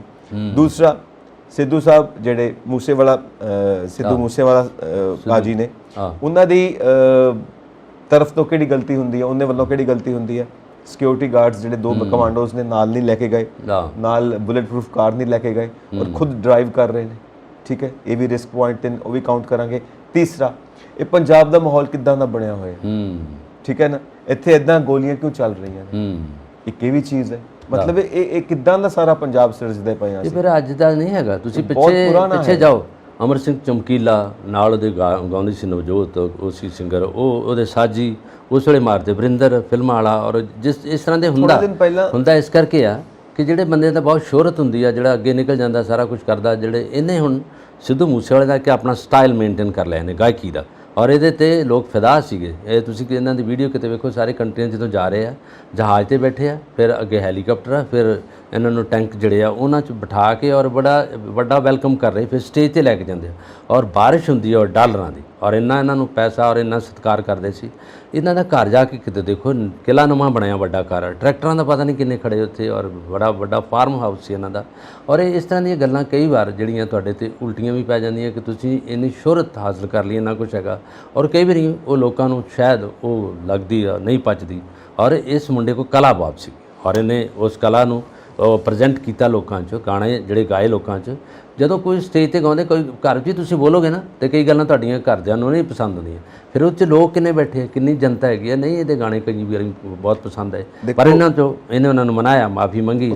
ਅੱਜ ਵੀ ਲੋਕ ਯਾਦ ਕਰਦੇ ਉਹਦੀ ਗਾਇਕੀ। ਤੁਹਾਡਾ ਇੱਕ ਟਾਰਗੇਟ ਆਡੀਅנס ਹੁੰਦਾ ਹੈ, ਬਿਲਕੁਲ, ਔਰ ਤੁਸੀਂ ਉਹਨੂੰ ਹੀ ਫੋਕਸ ਕਰਕੇ ਆਪਣੇ ਗੀਤ ਗਾਉਂਦੇ ਹੋ। ਤੁਹਾਡੀ ਇੱਕ ਮਾਰਕੀਟ ਹੁੰਦੀ ਹੈ, ਮਾਰਕੀਟ ਹਰੇਕ ਗਾਇਕ ਦੀ ਇੱਕ ਮਾਰਕੀਟ ਹੈ। ਕੁਝ ਲੋਕ ਉਹਦਾ ਵੇਟ ਕਰਦੇ ਨੇ ਕਿ ਇਹਦਾ ਨਵਾਂ ਗੀਤ ਆਏਗਾ, ਨਵੀਂ ਐਲਬਮ ਆਏਗੀ, ਉਹ ਇੱਕ ਡਿਫਰੈਂਟ ਐਸਪੈਕਟ ਹੈ, that is a different story.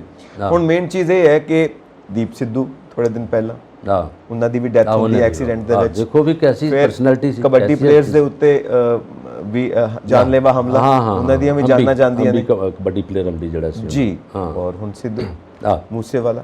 ਸੋ ਇਹ ਕੁੱਲ ਮਿਲਾ ਕੇ ਇਹ ਹੈ ਕਿ ਜਿੱਦਾਂ ਇੱਕ ਕਵੀ ਨੇ ਲਿਖਿਆ ਨਾ, ਅੱਜ ਨਜ਼ਰ ਲੱਗੀ ਪੰਜਾਬ ਨੂੰ, ਇਹਦੀ ਨਜ਼ਰ ਉਤਾਰੋ, ਲੈ ਕੇ ਮਿਰਚਾਂ ਕੌੜੀਆਂ ਇਹਦੇ ਸਿਰ ਤੋਂ ਵਾਰੋ। ਸੋ ਇਹ ਚੀਜ਼ ਬਿਲਕੁਲ ਟੁਕਦੀ ਹੈ ਇਸ ਵਕਤ, ਔਰ ਮਨ ਬੜਾ ਉਦਾਸ ਆ, ਸ਼ਬਦ ਨਹੀਂ ਮਿਲਦੇ ਕਿ ਇਹਨੂੰ ਕਿੱਦਾਂ ਬਿਆਨ ਕਰੀਏ।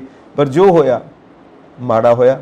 ਹੁਣ ਰਹੀ ਗੱਲ ਮਾਂ-ਬਾਪ ਦੀ, ਜਿਨ੍ਹਾਂ ਦਾ ਕੱਲਾ ਕੱਲਾ ਪੁੱਤਰ ਤੁਰ ਗਿਆ, ਹੁਣ ਉਹਨਾਂ ਮਾਂ-ਬਾਪ ਦਾ ਕੀ ਕਸੂਰ ਹੈ? ਪ੍ਰਸ਼ਾਸਨ ਨੂੰ ਵੀ ਉਹ ਕਹਿ ਰਹੇ ਨੇ ਵੀ ਤੁਸੀਂ ਗਲਤੀ ਕੀਤੀ ਹੈ, ਔਰ ਬਾਕੀਆਂ ਥਾਵਾਂ ਤੇ ਵੀ ਗੱਲਾਂ ਹੋ ਰਹੀਆਂ ਨੇ। ਹੁਣ ਇਹ ਸਭ ਕੁਝ ਗੱਲਾਂ ਕਰਨ ਦਾ ਕੀ ਲਾਭ, ਕੀ ਨਿਕਲੂ ਇਹਦੇ ਚੋਂ? ਨਾ, ਮੁੰਡਾ ਤਾਂ ਹੁਣ ਚਲੇ ਗਿਆ ਜਿੱਥੇ ਉਹਨਾਂ ਨੂੰ ਜਾਣਾ, ਵਿਚਾਰੇ ਜਿੱਦੀ ਉਹਦੀ ਘਟ ਗਈ ਚਲੇ ਗਿਆ। ਪਰ ਜਿੱਥੇ ਦੇਖੋ ਉਹਨੇ ਜਿਹੜੀਆਂ ਲਾਸਟ ਕੈਸਟ ਕੱਢੀਆਂ ਨਾ, ਕਿ ਉਹ ਲੋਕ ਇਸ ਵੇਲੇ ਐਨਾਲਾਈਜ਼ ਕਰ ਰਹੇ ਆ, ਉਹਦੇ 'ਚ ਲਾਸਟ ਰਾਈਡ ਆ, ਉਹ 'ਚ ਇੱਕ ਕੈਸਟ ਆ, ਉਹਦੀ ਐਲਬਮ ਆ, ਉਹਦੇ 'ਚ ਉਹੀ ਆ ਜਿਹੜਾ ਸ਼ਿਵ ਬਟਾਲਵੀ ਨੇ ਲਿਖਿਆ ਸੀ, ਤੇ ਜੋਬਨ ਉੱਤੇ ਮਰਨਾ, ਜੋਬਨ ਜੋ ਵੀ ਮਰਦਾ ਫੁੱਲ ਬਣੇ ਜਾ ਤਾਰਾ, ਹੈ ਨਾ ਇਹ।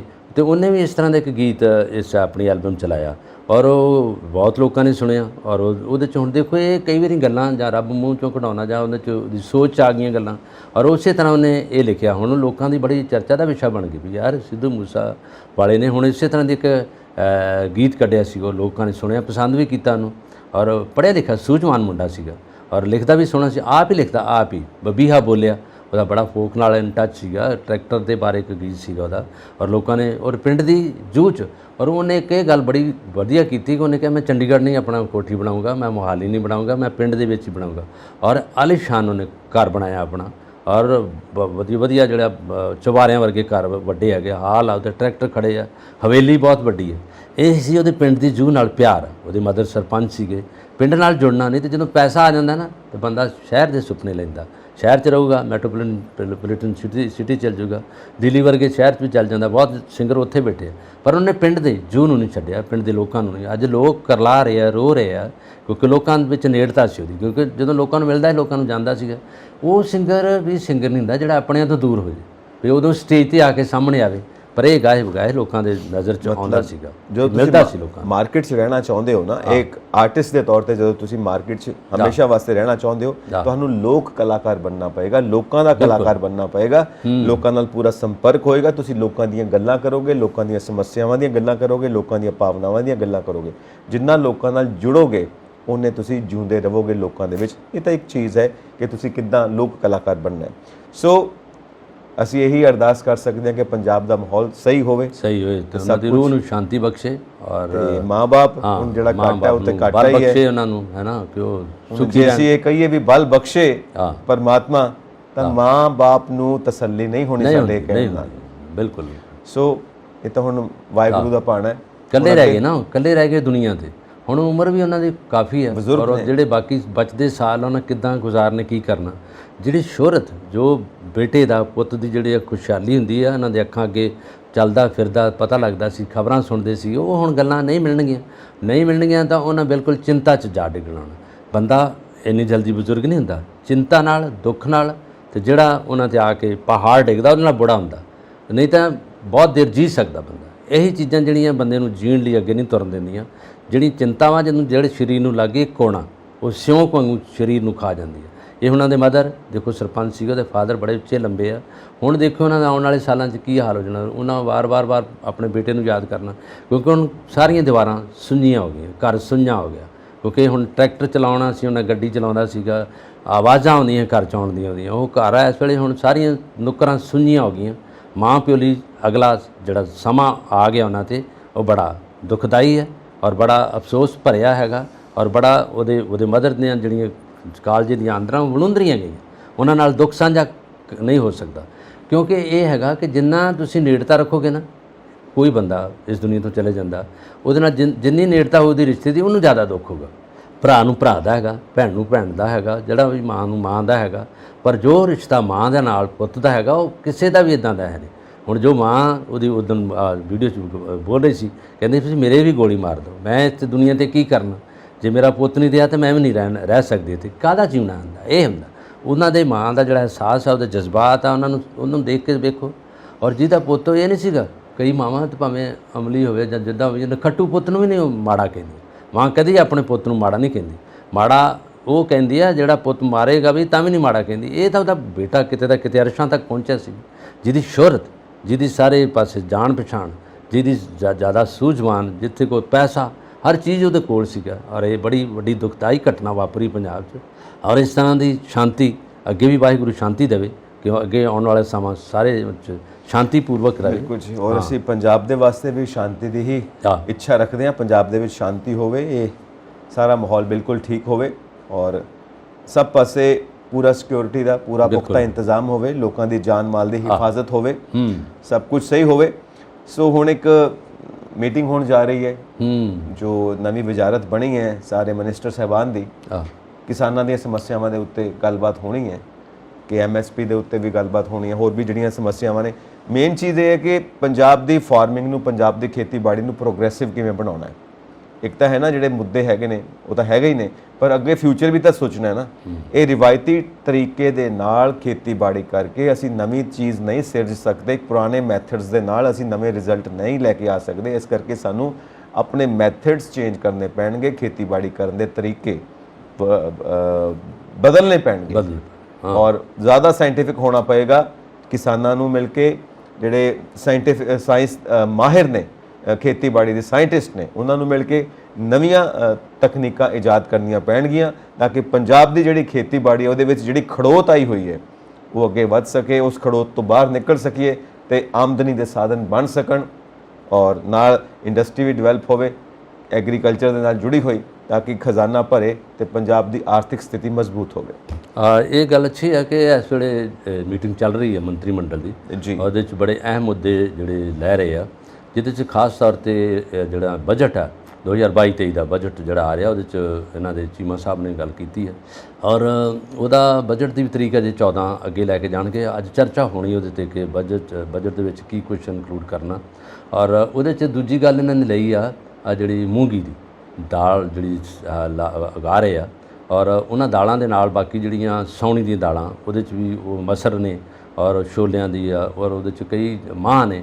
ਔਰ ਉਹਨਾਂ ਨੇ ਕਿਹਾ ਵੀ ਮੂੰਗੀ ਦਾ ਜਿਹੜਾ MSP ਆ ਉਹ 7572 ਰੁਪਏ ਦਾ ਰੇਟ ਸੀਗਾ। ਔਰ ਇਹ ਅਮਿਤ ਸ਼ਾਹ ਨੂੰ ਮਿਲੇ ਸੀਗੇ ਭਗਵੰਤ ਮਾਨ ਜੀ, ਔਰ ਉਹਨਾਂ ਨਾਲ ਗੱਲ ਕੀਤੀ ਉਹਨਾਂ ਨੇ ਕਿ ਸਾਉਣੀ ਦੀਆਂ ਫਸਲਾਂ ਦੀ ਜਿਹੜੀ MSP ਆ ਉਹ ਸਾਨੂੰ ਦਿਓ, ਚੰਗੀ ਦਿਓ। ਕਿਉਂਕਿ ਪੰਜਾਬ ਦੇ ਲੋਕ ਜਿਹੜੇ ਆ ਇਸ ਵੇਲੇ ਉਹ ਫਸਲਾਂ ਉਗਾ ਰਹੇ ਆ। ਸੂਰਜਮੁਖੀ ਆ ਉਹਦੇ 'ਚ ਜਿਹੜੀ ਆ ਮੱਕੀ ਦੀ ਫਸਲ, ਉਹਦੇ 'ਤੇ ਵੀ ਇਹਨਾਂ ਨੇ ਗੱਲਬਾਤ ਕੀਤੀ ਸੀ ਤੇ ਉਹਨਾਂ ਨੇ ਕਿਹਾ ਕਿ ਤੁਸੀਂ ਉਹਨਾਂ ਨੂੰ ਕਹੋ ਕਿ ਬੀਜਣ।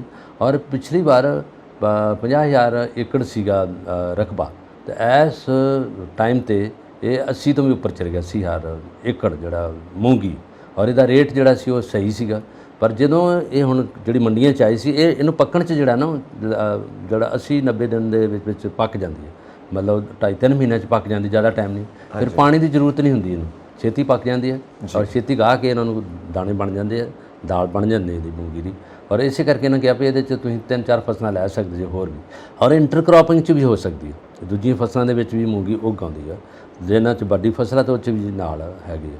ਤੇ ਇਹਨਾਂ ਨੇ ਕਿਹਾ ਵੀ ਉਹਦੇ 'ਚ ਸਾਨੂੰ MSP ਦਿੱਤੀ ਜਾਵੇ। ਪਰ ਇਹਨਾਂ ਨੇ ਉਹ ਹੁਣ ਕਿਸਾਨਾਂ ਦੀ ਇੱਕ ਥੋੜ੍ਹੀ ਜਿਹੀ ਇਹਦੇ 'ਤੇ ਰੰਜਿਸ਼ ਆ ਕਿ ਜਿਹੜਾ ਇਹ ਰੇਟ ਸੀਗਾ ਉਹਨਾਂ ਨੂੰ ਵਾਜਬ ਨਹੀਂ ਮਿਲਿਆ, ਉਹਨਾਂ ਨੇ ਪ੍ਰਾਈਵੇਟ ਵੇਚਿਆ। ਉਹ 75 ਨਹੀਂ ਗਾ, ਉਹ 65 ਦੇ ਕਰੀਬ ਹੀ 6.5 ਦੇ ਵਿੱਚ ਲਿਆ ਉਹਨਾਂ ਨੇ। ਉਹ ਨਹੀਂ ਇਹਨਾਂ ਨੂੰ ਪੂਰਾ ਮਿਲਿਆ, ਉਹ ਉਹਨਾਂ ਨੇ ਰੌਲਾ ਪਾਇਆ ਉਹਦੇ 'ਚ, ਉਹ ਮਿਲ ਜਾਏਗਾ ਕਿਉਂਕਿ ਜੇ ਉਹ ਆ ਰਹੀ ਹੈ ਫਸਲ। ਫਿਰ ਦੂਜੀਆਂ ਜਿਹੜੀਆਂ ਹੈਗੀਆਂ ਉਹਨਾਂ ਕਹਿੰਦੇ ਵੰਨ-ਸੁਵੰਨਤਾ ਫਸਲਾਂ 'ਚ ਲਿਆਓ, ਜਿਹੜੀਆਂ ਬਾਕੀ ਫਸਲਾਂ ਉਹਨਾਂ ਨੂੰ ਬੀਜਣ ਦਾ ਲਾਓ। ਤੇਲ ਬੀਜਾਂ ਬਾਰੇ ਇਹਨਾਂ ਨੇ ਬਹੁਤ ਕਿਹਾ ਜੀ, ਕਿਉਂਕਿ ਭਗਵੰਤ ਮਾਨ ਜੀ ਖੁਦ ਆਪ ਵੀ ਕਿਸਾਨ ਦੇ ਪੁੱਤਰ ਆ। ਇਹਨਾਂ ਨੇ ਕਿਹਾ ਵੀ ਤੇਲ ਬੀਜ ਜਿਹੜੇ ਆ, ਕਿਉਂਕਿ ਇਸ ਵੇਲੇ ਸਰੋਂ ਦਾ ਜਿਹੜਾ ਤੇਲ ਆ ਉਹ ਬਹੁਤ ਮਹਿੰਗਾ, ਤੋਰੀਆ ਲੋਕ ਘੱਟ ਬੀਜਦੇ ਆ, ਸਰੋਂ ਕੋ ਲੋਕ ਘੱਟ ਬੀਜਦੇ ਸੀ। ਤਦ ਇਹਨਾਂ ਨੇ ਲੋਕਾਂ ਨੇ ਫਿਰ ਵਟਾਂ ਤੇ ਲਾਈ ਬੀਜੀ, ਤੇ ਕਣਕਾਂ ਤੋਂ ਪਹਿਲੋਂ ਜਦੋਂ ਕਣਕਾਂ ਦੇ ਵਿੱਚ ਦੇ ਨਾਲ ਹੀ ਹੁੰਦੀ ਆ। ਤੇ ਉਹ ਹੁਣ ਜਿਹੜੀ ਉਹ ਸਰੋਂ ਤੋਂ ਤੇਲ ਦਾ ਇਸ ਵੇਲੇ ਬਹੁਤ ਮਹਿੰਗਾ, 200 ਦੇ ਕਰੀਬ ਆ ਬੋਟਲ ਜਿਹੜੀ ਆਉਂਦੀ ਹੈ, 200 ਤੋਂ ਬਾਅਦ ਵੀ ਆਉਂਦੀ ਹੈ, ਜਿਹੜੀ ਅੱਗੇ 100 ਸਵਾ 100 ਤੇ ਆ ਜਾਂਦਾ ਹੈ। ਡਬਲ ਰੇਟ ਹੋ ਗਏ। ਇਹਨਾਂ ਨੇ ਕਿਹਾ ਵੀ ਜਿਹੜੇ ਤਿਲਾਂ ਦੇ ਤੇਲ ਦੇ ਵਾਲੇ ਆ ਉਹ ਬੀਜੋ ਉਹਨਾਂ ਨੂੰ। ਹੁਣ ਜਿਹੜੇ ਹੁਣ ਤਿਲ ਨਹੀਂ ਬੀਜ ਰਹੇ, ਉਹ 'ਚ ਵੀ ਤੇਲ ਬਣਦਾ ਸੀ ਤਿਲਾਂ ਦਾ, ਔਰ ਉਹ ਬੜਾ ਘਿਓ ਵਰਗਾ ਤੇਲ ਸੀ, ਉਹ ਵੀ ਇਹਨਾਂ ਨੇ ਨਹੀਂ ਬੀਜਿਆ, ਘੱਟ ਬੀਜਦੇ ਸੀ ਕਿਸਾਨ। ਉਹਨੂੰ ਵੀ ਪਾਣੀ ਦੀ ਲੋੜ ਨਹੀਂ ਹੁੰਦੀ, ਉਹ ਵੀ ਪਾਣੀ ਘੱਟ ਲੈਂਦਾ, ਔਰ ਉਹਦੇ 'ਚ ਉਹਦੇ ਡੱਗੇ ਬਣਦੇ, ਉਹਨਾਂ ਨੂੰ ਝਾੜਿਆ ਜਾਂਦਾ, ਉਹ 'ਚੋਂ ਤਿਲ ਹੁੰਦੇ ਆ। ਔਰ ਤਿਲ ਜਿਹੜੇ ਆ ਉਹ ਤਿਲ ਚੌਲੀ ਬਣਦੀ ਆ। ਤਿਲ ਦੇ ਵਿੱਚ ਤੁਸੀਂ ਉਹਦੇ ਕੁੱਲਰ ਕੁੱਟਦੇ ਜੇ, ਔਰ ਬੜਾ ਕੁਛ ਉਹ 'ਚ ਖਾਣ ਪੀਣ ਲਈ ਬਣਦਾ। ਬਜ਼ੁਰਗ ਬਹੁਤ ਖਾਂਦੇ ਸੀ, ਇਹ ਹੱਡੀਆਂ ਲਈ ਬਹੁਤ ਸਟਰੋਂਗ ਕਰਦਾ। ਇਹੋ ਜਿਹੀਆਂ ਚੀਜ਼ਾਂ ਤੋਂ ਵੀ ਅਸੀਂ ਦੂਰ ਚਲੇ ਗਏ। ਭਗਵੰਤ ਮਾਨ ਜੀ ਨੇ, ਸਰਕਾਰ ਨੇ ਹੁਣ ਇਹ ਮੁੱਦਾ ਚੁੱਕਿਆ ਕਿ ਇਹਦੇ ਵਿੱਚ ਇਹ ਕੀਤਾ ਜਾਵੇ। ਦੂਜੀ ਗੱਲ ਰਹੀ ਜਿਹੜੀ ਫੂਡ ਪ੍ਰੋਸੈਸਿੰਗ ਇੰਡਸਟਰੀ ਦਾ ਵੀ ਇਹ ਰੌਲਾ ਪਿਆ, ਕਿਉਂਕਿ ਬਾਹਰਲੇ ਕੰਟਰੀਆਂ ਤੋਂ ਲੋਕਾਂ ਦੀਆਂ ਦਾਅਵਤ ਆਈ ਹੈ ਕਿ ਅਸੀਂ ਲਾ ਸਕਦੇ ਹਾਂ। ਉਹਦੇ 'ਚ ਇਹਨਾਂ ਨੇ ਇਹ ਕੀਤਾ ਕਿ ਜਿਹੜੀਆਂ ਡੇਅਰੀ ਫਾਰਮ ਨਾਲ ਹੈਗੀਆਂ ਜੁੜਦੀਆਂ ਚੀਜ਼ਾਂ, ਪ੍ਰੋਡਕਟ, ਜਿੱਦਾਂ ਹੁਣ ਡੇਅਰੀ ਫਾਰਮਾਂ ਦੁੱਧ ਸਾਡਾ ਜ਼ਿਆਦਾ, ਉਹਦੇ 'ਚ ਤੁਸੀਂ ਜਿਹੜੀਆਂ ਚੀਜ਼ਾਂ ਬਣਾਉਣੀਆਂ ਡੱਬਾਬੰਦ ਚੀਜ਼ਾਂ ਬਣਾ ਕੇ ਬਾਹਰਲੇ ਦੇਸ਼ਾਂ 'ਚ ਭੇਜੀਆਂ ਜਾ ਸਕਦੀਆਂ, ਉਹ ਹੁਣ ਫੂਡ ਪ੍ਰੋਸੈਸਿੰਗ ਜਿਹੜੀ ਇੰਡਸਟਰੀ ਉਹਦੇ 'ਤੇ ਰੌਲਾ ਪੈ ਰਿਹਾ ਵੀ ਬਣੇਗੀ। ਹੁਣ ਉਹਦੇ 'ਚ ਹੁਣ ਫਿਰ ਗੱਲ ਹੈ ਬਜਟ ਦੀ, ਪੈਸਾ ਆਉਣਾ, ਜਗ੍ਹਾ ਦੀ ਹੈ, ਉਹ ਸਾਰਾ ਕੁਝ ਟੈਕਨੀਕਲ ਜਿਹੜੇ ਉਹ ਐਕਸਪਰਟ ਆਉਣਗੇ, ਉਹ ਹੁਣ ਉਹ ਵੀ ਟਾਈਮ ਲੱਗੂਗਾ। ਹੁਣ ਉਹ ਤਾਂ ਗੱਲ ਨਹੀਂ ਕਿ ਅੱਜ ਦੀ ਗੱਲ ਤੇ ਕੱਲ੍ਹ ਤੱਕ ਪੂਰੀ ਹੋ ਜਾਊਗੀ। ਇਹ ਕੁਝ ਗੱਲਾਂ ਇਹਨਾਂ ਨੇ ਇਸ ਵੇਲੇ ਮੰਤਰੀ ਮੰਡਲ 'ਚ ਇਹਨਾਂ ਨੇ ਡਿਸਕਸ ਕਰਨਗੇ ਵੀ ਜਿਹੜੇ ਮੰਤਰੀ ਮੰਡਲ ਦੇ ਵਿੱਚ। ਤੇ ਦੂਜੀ ਗੱਲ ਜਿਹੜੀ ਹੁਣ ਜਿਮਨੀ ਚੋਣਾਂ ਦੀ ਵੀ ਹੈਗੀ, ਜਿਮਨੀ ਚੋਣਾਂ ਵੀ ਆ ਰਹੀਆਂ, ਉਹਦੇ 'ਚ ਵੀ ਜਿਨ੍ਹਾਂ ਨੇ ਇਹਨਾਂ ਨੋਮੀਨੇਟ ਕਰਨੇ, ਕਿਹੜੇ ਆਪ ਨੇ ਅਜੇ ਜਿਹੜੇ ਨੋਮੀਨੇਟ ਕਰ ਰਹੇ ਆ। ਫਿਰ ਉਹਦੇ 'ਚ ਦੂਜੀਆਂ ਚੋਣਾਂ ਵੀ ਆਉਣੀਆਂ ਰਾਜ ਸਭਾ ਦੀਆਂ, ਕਿਉਂਕਿ ਹੁਣ ਇਹਨਾਂ ਨੇ ਰਾਜ ਸਭਾ 'ਚ 2 ਨੋਮੀਨੇਟ ਕਰਤੇ ਆ।